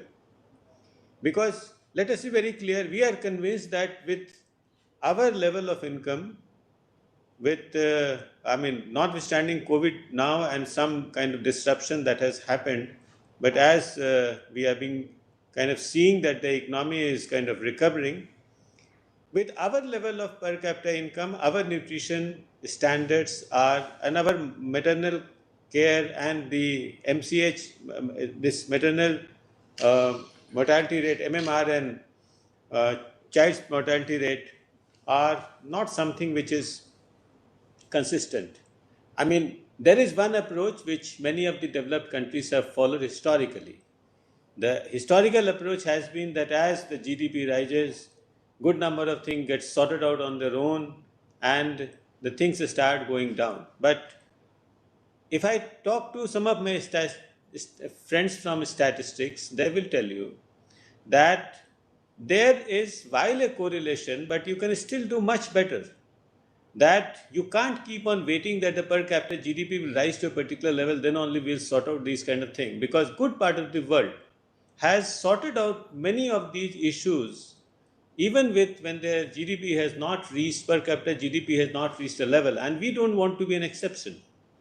So the issue that I'm suggesting is that I'll speak to 2-3 more district magistrates, one from the Western India, one from the Eastern India, and one from South, and one from North. And what I would like to do is run a small project. My team member Divya is here. She will be kind of looking at it.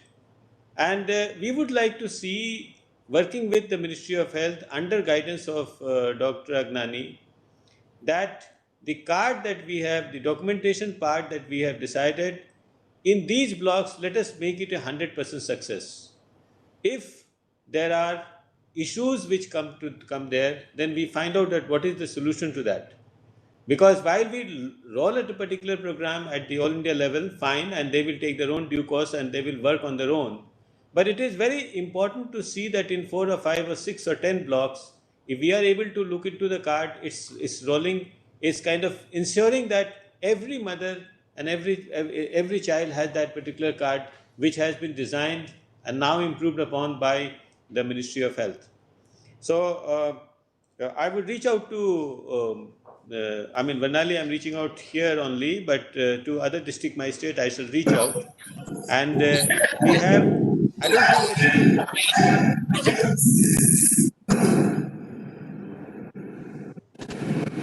yeah.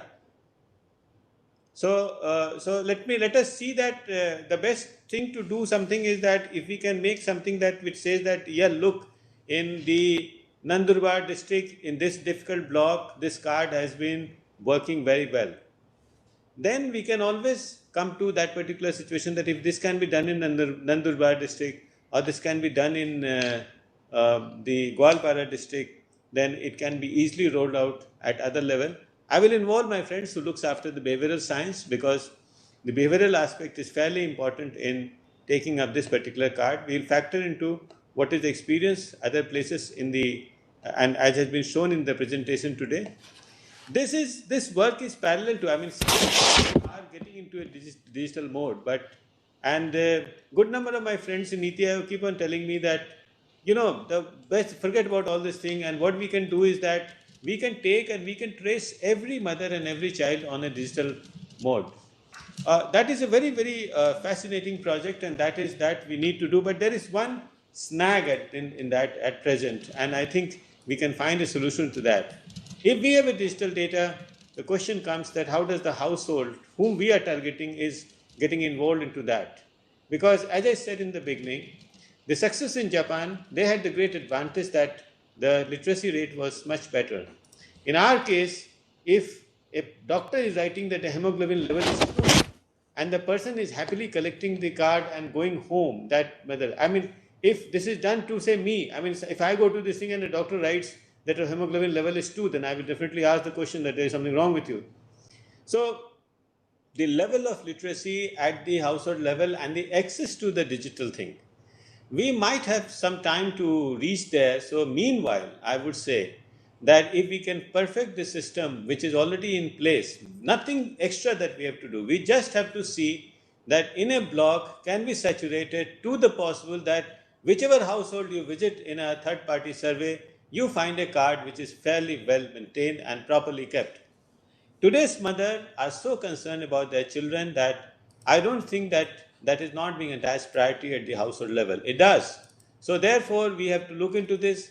Now, district of Gwalpara was kind of spoken very, very highly because of their involvement of the community through what they call as Poshan Club. And I think this can be very easily handed over this task. They can be involved into that task. And we would like that this particular program is completely, if this particular program is seen and rolled out in the block that the district magistrate would like to select, and I would like to request other district magistrates also. This would also solve one of the problems that we are facing in terms of immunization, because when we went to survey for the immunization, the big problem is, you come to my household also, the big problem will be that how many immunization? If you ask the question, ek bhi tika pada, is there even one vaccination? The answer is yes. But if you ask them the question that has the complete course been done, then that would require a kind of knowledge of the complete course as well as the schedule of the complete course, which I think even in the middle class of India that knowledge is missing. So we cannot think that for the class for which we run this particular program, for that straight up population, that is a big challenge. So let us work out on a block level particular program for 7-8 districts. My colleague from here, Divya Meera, will coordinate with the district magistrates, with JICA team, and with work under the guidance of Dr. Agnani, and we will see to it that we do it in a block and we take it forward. I would also recommend one more thing, that the Japanese team, which has made a presentation on the school meal, please have a look at our midday meal scheme and tell us that. I mean, you have shown us one slide that what we can do. I mean, there are many questions on that. Some people, I remember the days from the Planning Commission of India where some people went on to say that, look, the distributional efficiency will come if you provide them cash. Now, that's something which is a general trend, that if you really do not have the granular ground level ability to get the cooked food served, then it is better to provide the cash. I mean, there's a very big Rotary Club was here in Planning Commission time, and there was equally important club was here, the whole group of people who went on to say that no, the cash is not the answer, because when you give cash, there is absolutely no guarantee that this money will reach to the child whom you are targeting. This money will be spent in the general household expenditure. India has moved away from the point where you provide the cash and people go and abuse the money for taking alcohol or something like that. It has moved away, but the chance that it will get to the child where you are targeting may also not be there may be challenge also. So what I would suggest from the team that has made the presentation to us, the technical team here, look into our midday meal scheme, speak to our district magistrate, see the challenges, because we keep on hearing all kind of challenges from this, though we are a great votary of this scheme, and it will lead to, in our opinion, it is a very important aspect that we have for handling of the nutrition part of it. The last part that I would say is that we must work together on looking at with the Ministry of WCD, where one of the important things that they have done is the VHSND, that because a good part of the Indian population would need some kind of awareness program and some kind of building what we call a mission mode approach or a tempo, that this time we have to go and visit that particular center where 6 or 7 services are being provided by the district administration under the VHSND, which is the Village Health and Sanitation and Nutrition Related Day that is being observed. Some of the aspirational districts, when they made a presentation and when we saw that their indicators have improved considerably, have extensively used the institution of VHSND, which was initially very less, but not only in terms of number, but also in terms of the quality that they provided, because regularity and quality will make a lot of difference if you are providing 6 or 7 services, and if it is regular. As a behavioral aspect, I would like to go to a particular place where I'm confident and certain that if I have a problem and I want a particular service, then that service is available, and because it is generally free. So the service is available and the quality of service is very good, even if whatever may be the crowd there. So I would request our team here as well as the team from the JICA to look into the VHSND, see that how we can integrate the performance of VHSND with the awareness part, at least regarding the card and regarding the nutritional aspect that has been highlighted in this particular program. So with this, I don't have any additional knowledge to share with you people, because I understand that we are the least expert on this matter. The ministry is very much there. We consider you the fountainhead of knowledge in this particular thing. But I would like, and we are willing to work with your team, with the team coming from any place, including JICA team, to work on a block and make it one of the best blocks, and the block which we can highlight that this is the way to go, this was the challenge, this is the way that we can handle. So thank you very much. Let us see that how we move forward, because there has to be some tangible improvement after this conference. Thank you. Just would like to intervene here. So, Village Health Sanitation Nutrition Days is also the part of the National Health Mission umbrella.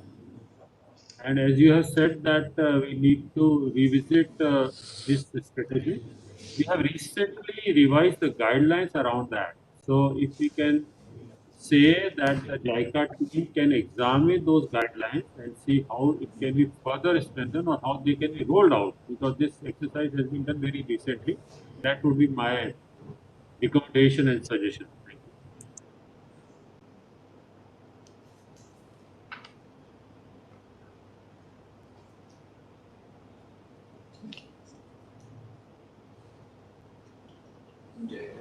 you.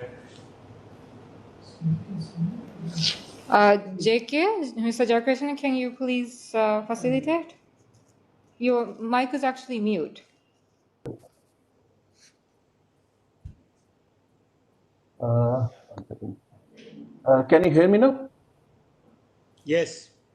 Hello. Yeah. Thank you, Rakesh Ranjanji, for your real. I mean, you have turned this into an action mode. You have very focused manner. You have said, take one or two, three blocks from districts chosen from all across India, east, west, south, and north, and take this into action. And also gave some tips of how to go about to have a digital data along with a front end family data, so that together it should move. That's a very good point, and I, as an ex-professional myself, and I would look forward to that, and I really thanking you for that suggestion, and also integrating this with VHS&D, which is a very real success in most of the districts that we had surveyed. And Dr.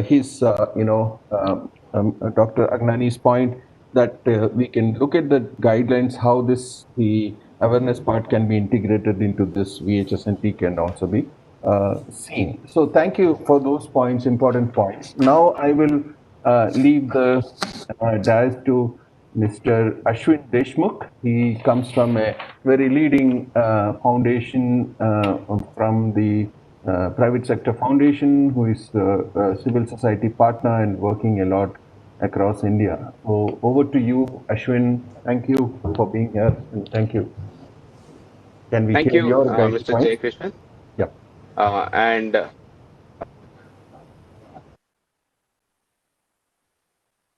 Manohar and the aspirational districts through the VHS&D platform. We've seen multiple services being provided through the Village Health Sanitation and Nutrition Day. We've seen the institutional deliveries increasing. We've seen the antenatal care rates improving. We've seen the early registration crossing 90% in these 25 aspirational districts. So I think that's a great platform. When it comes to the MCP card, I think there are certain observations that we've also had working in these aspirational districts. The challenge that we see is one, that the new MCP card was rolled out in 2018. There would be supply chain gaps to the house level is still a challenge. We would say the saturation would be around 60 to 70%. That's something that can be worked on rigorously, especially in the aspirational districts. The second part, very clearly, is on the training of the frontline health workers on filling in all the relevant. That's the key to success here. That's the key to capture all the data, the exact health records of the pregnant woman, of the child, even the postnatal data as well.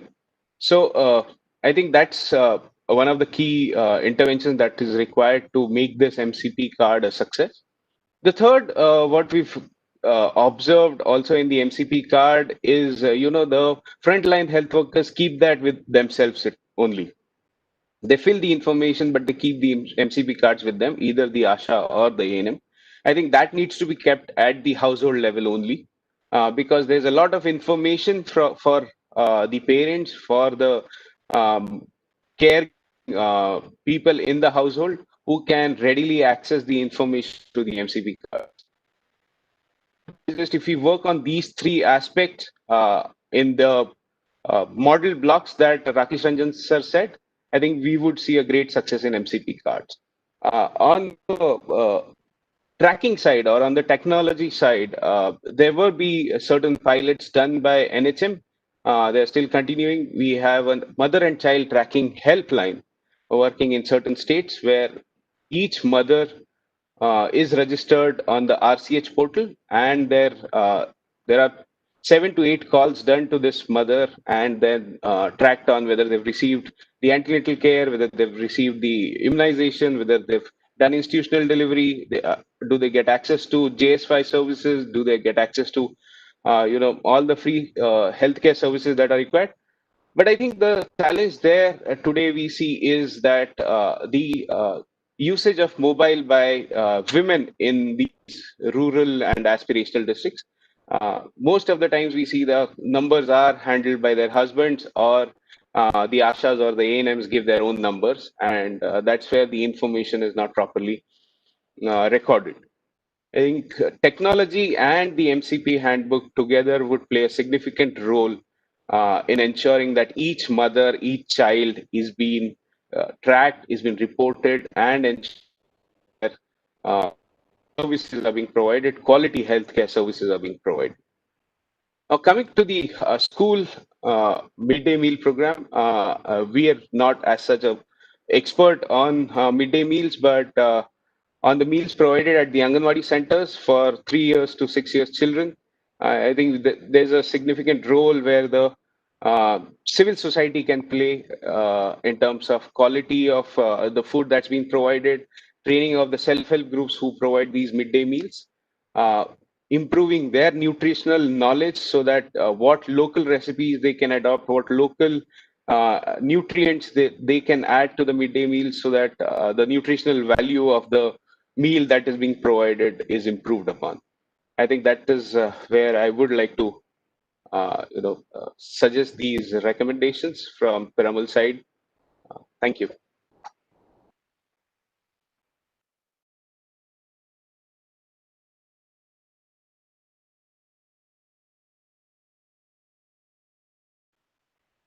Jai Krishnan, you are on mute.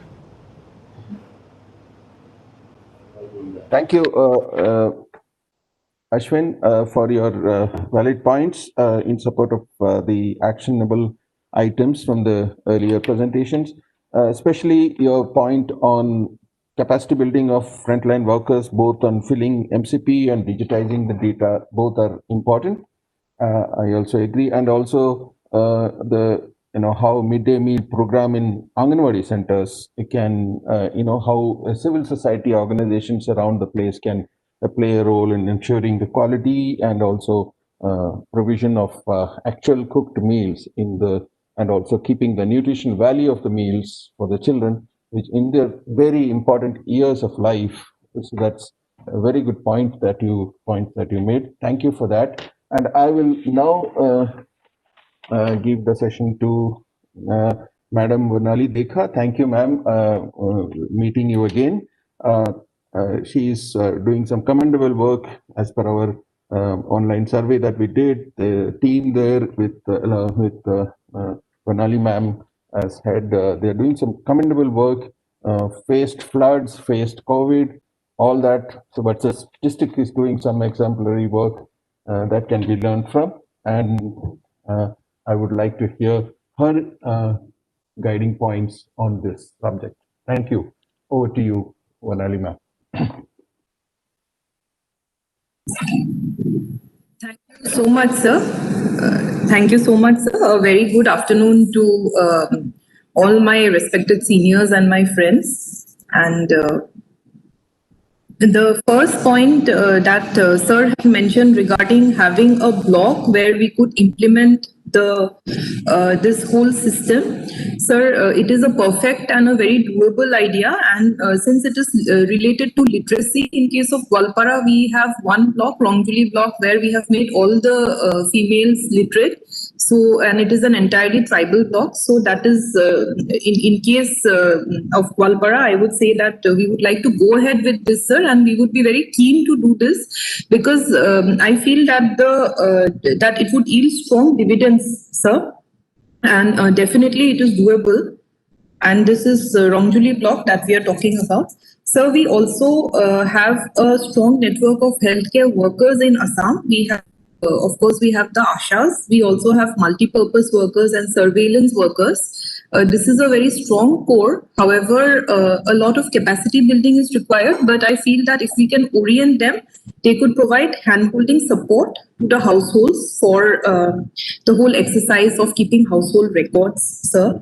And through our Poshan clubs, we have also created a core of volunteers in the form not only of students but also of the parents and the guardians, because every Saturday the Poshan clubs engage the mothers and the guardians of the children. So we could that could be one point of reaching out for our various new initiatives, sir.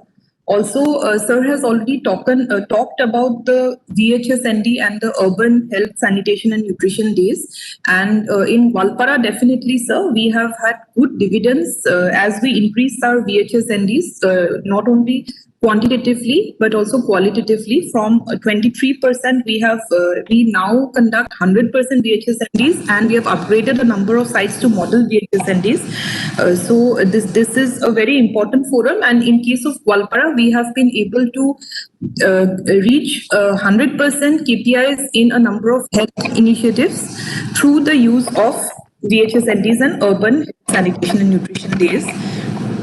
Also, sir, the previous respected speakers have talked about the dovetailing of schemes in a sense of social welfare and health department, education department, and if we could dovetail further on the schemes. For example, Ministry of Ayush has a number of very important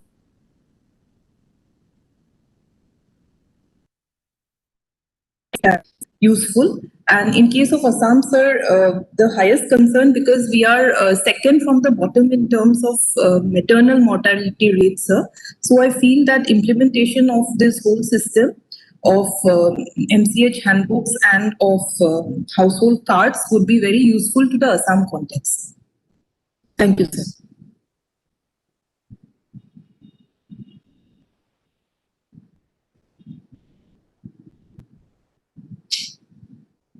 JK, you're on mute. Okay, thank you, Vanali ma'am, for your lucid comments and telling about how this can be implemented at a district level from your experience. I would like to invite any parting comments from Rakesh Ranjan sir, Mohit sir, and Ashwin on this subject before closing this panel discussion session. Any quick comments that any of you want to make?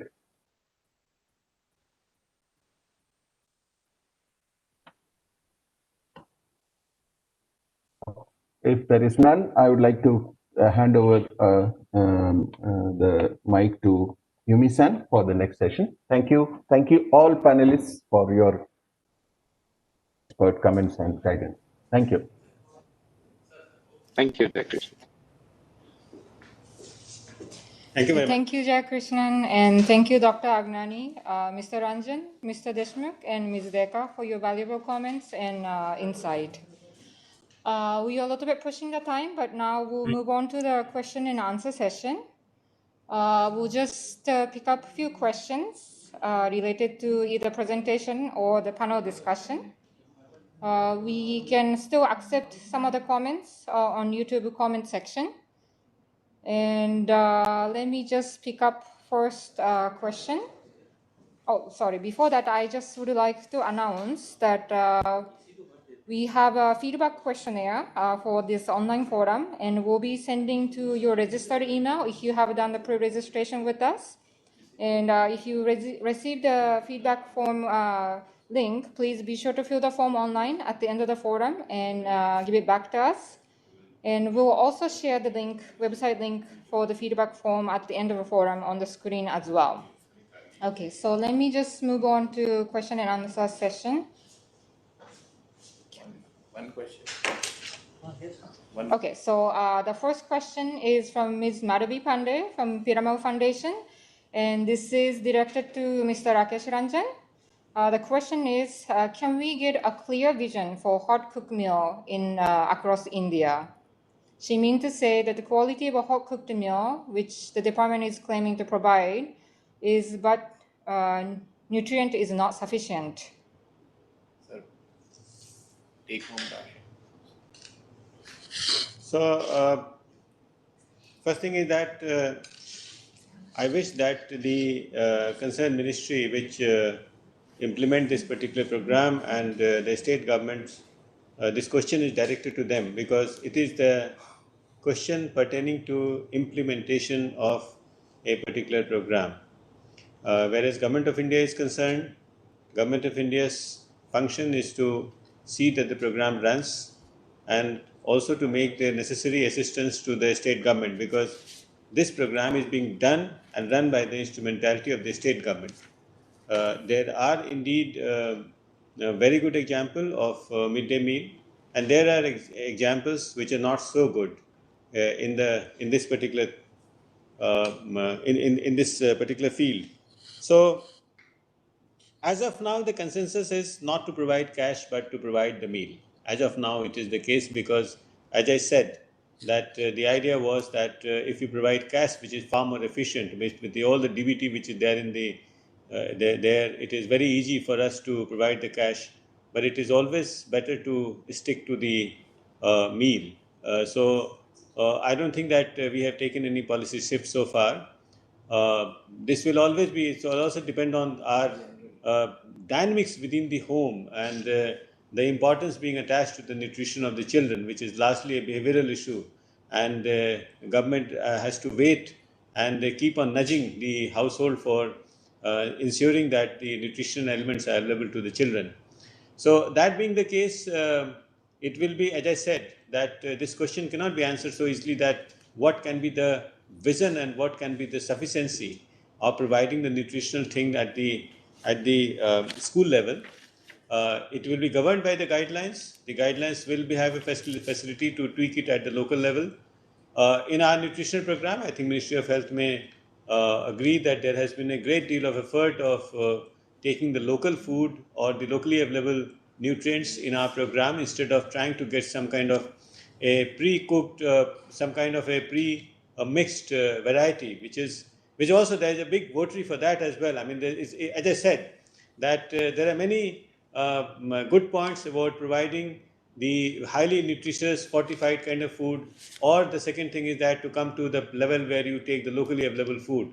So Government of India, as you know, is following both the approaches on this regard, and the idea is that improve the implementation skill. One thing I would like to add is that there is a huge behavioral aspect on it. The program will run very well only if the mother and the parents get involved in the providing of the quality meal at the school level. Many efforts were done at the district and state level of involving parents in one way or another, but the Government of India provides assistance, and after that the implementation efficiency lies with the state government and district administration. Yes. Thank you, sir. I think we are now coming to the end of the forum as the time is also pushing. Let me just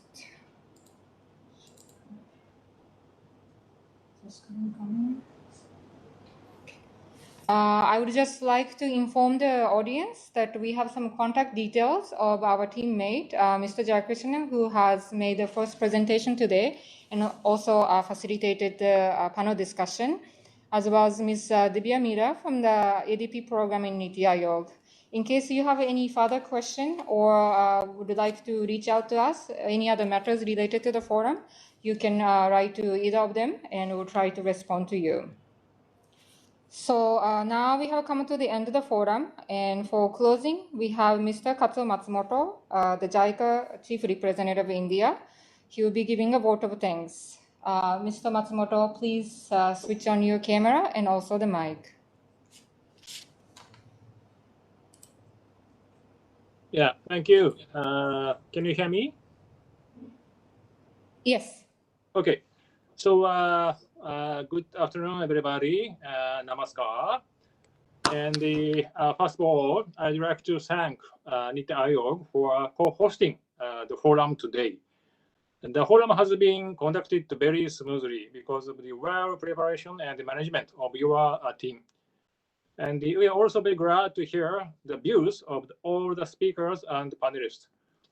Your deep insight based on your knowledge and experiences really encourage all the participants to tackle with the challenge they are facing. And as known well, nutrition and the health issue have a very wide linkage with other sectors.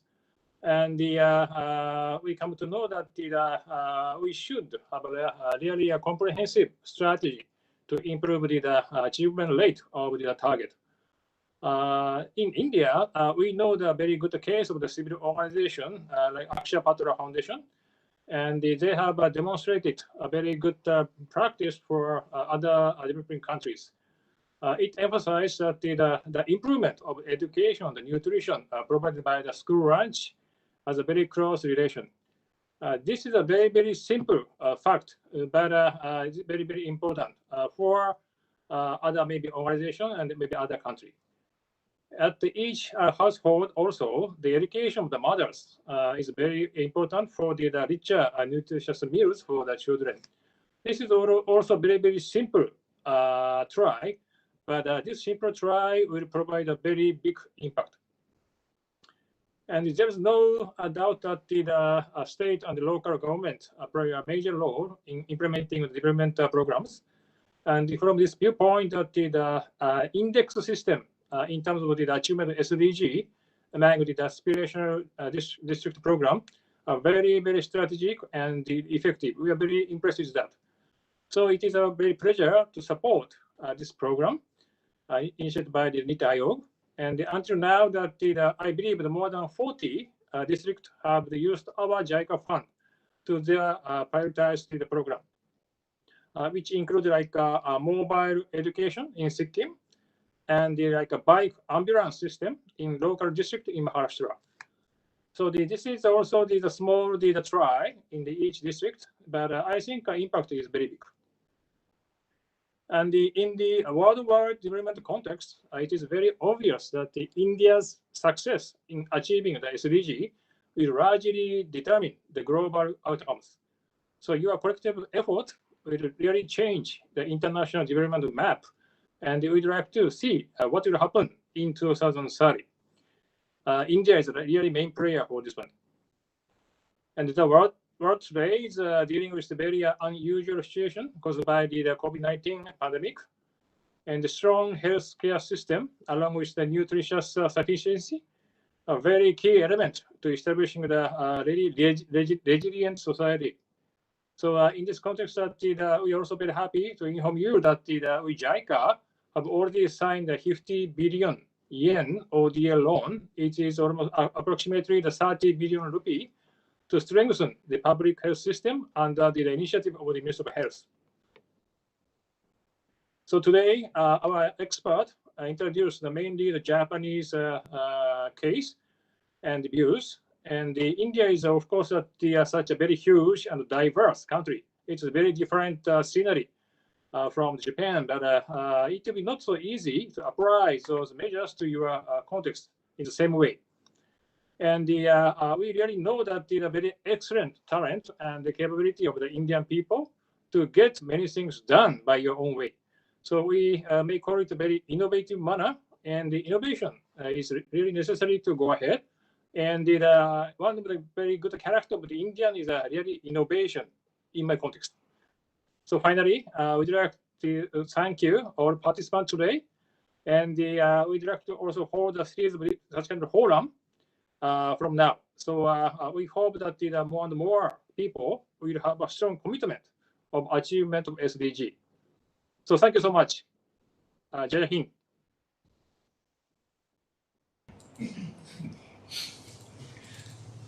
Okay, thank you, sir. Thank you, Mr. Matsumoto. And thank you to all participants, panelists, and presenters who have been with us today. We hope that today's discussion will help to achieve the zero undernutrition among children in India. Taking this opportunity, I would also like to thank NITI Aayog and JICA for making today's forum possible. We are particularly thankful for CEO NITI Aayog and Mr. Rakesh Ranjan for facilitating ADP program. And special thanks to Mr. Samitra Mandal, Director ADP, and his team for taking care of technical and logistical matters. We're also grateful to JICA headquarters and India office for their guidance. And once again, audience, please fill the feedback questionnaire to help us plan and improve for the future Japan India SDG Forum. You can see the link for the feedback form on the screen, and that same link has been shared on the YouTube comment section as well, so you can also pick up from that and fill the form. And thank you and have a nice day. Thank you.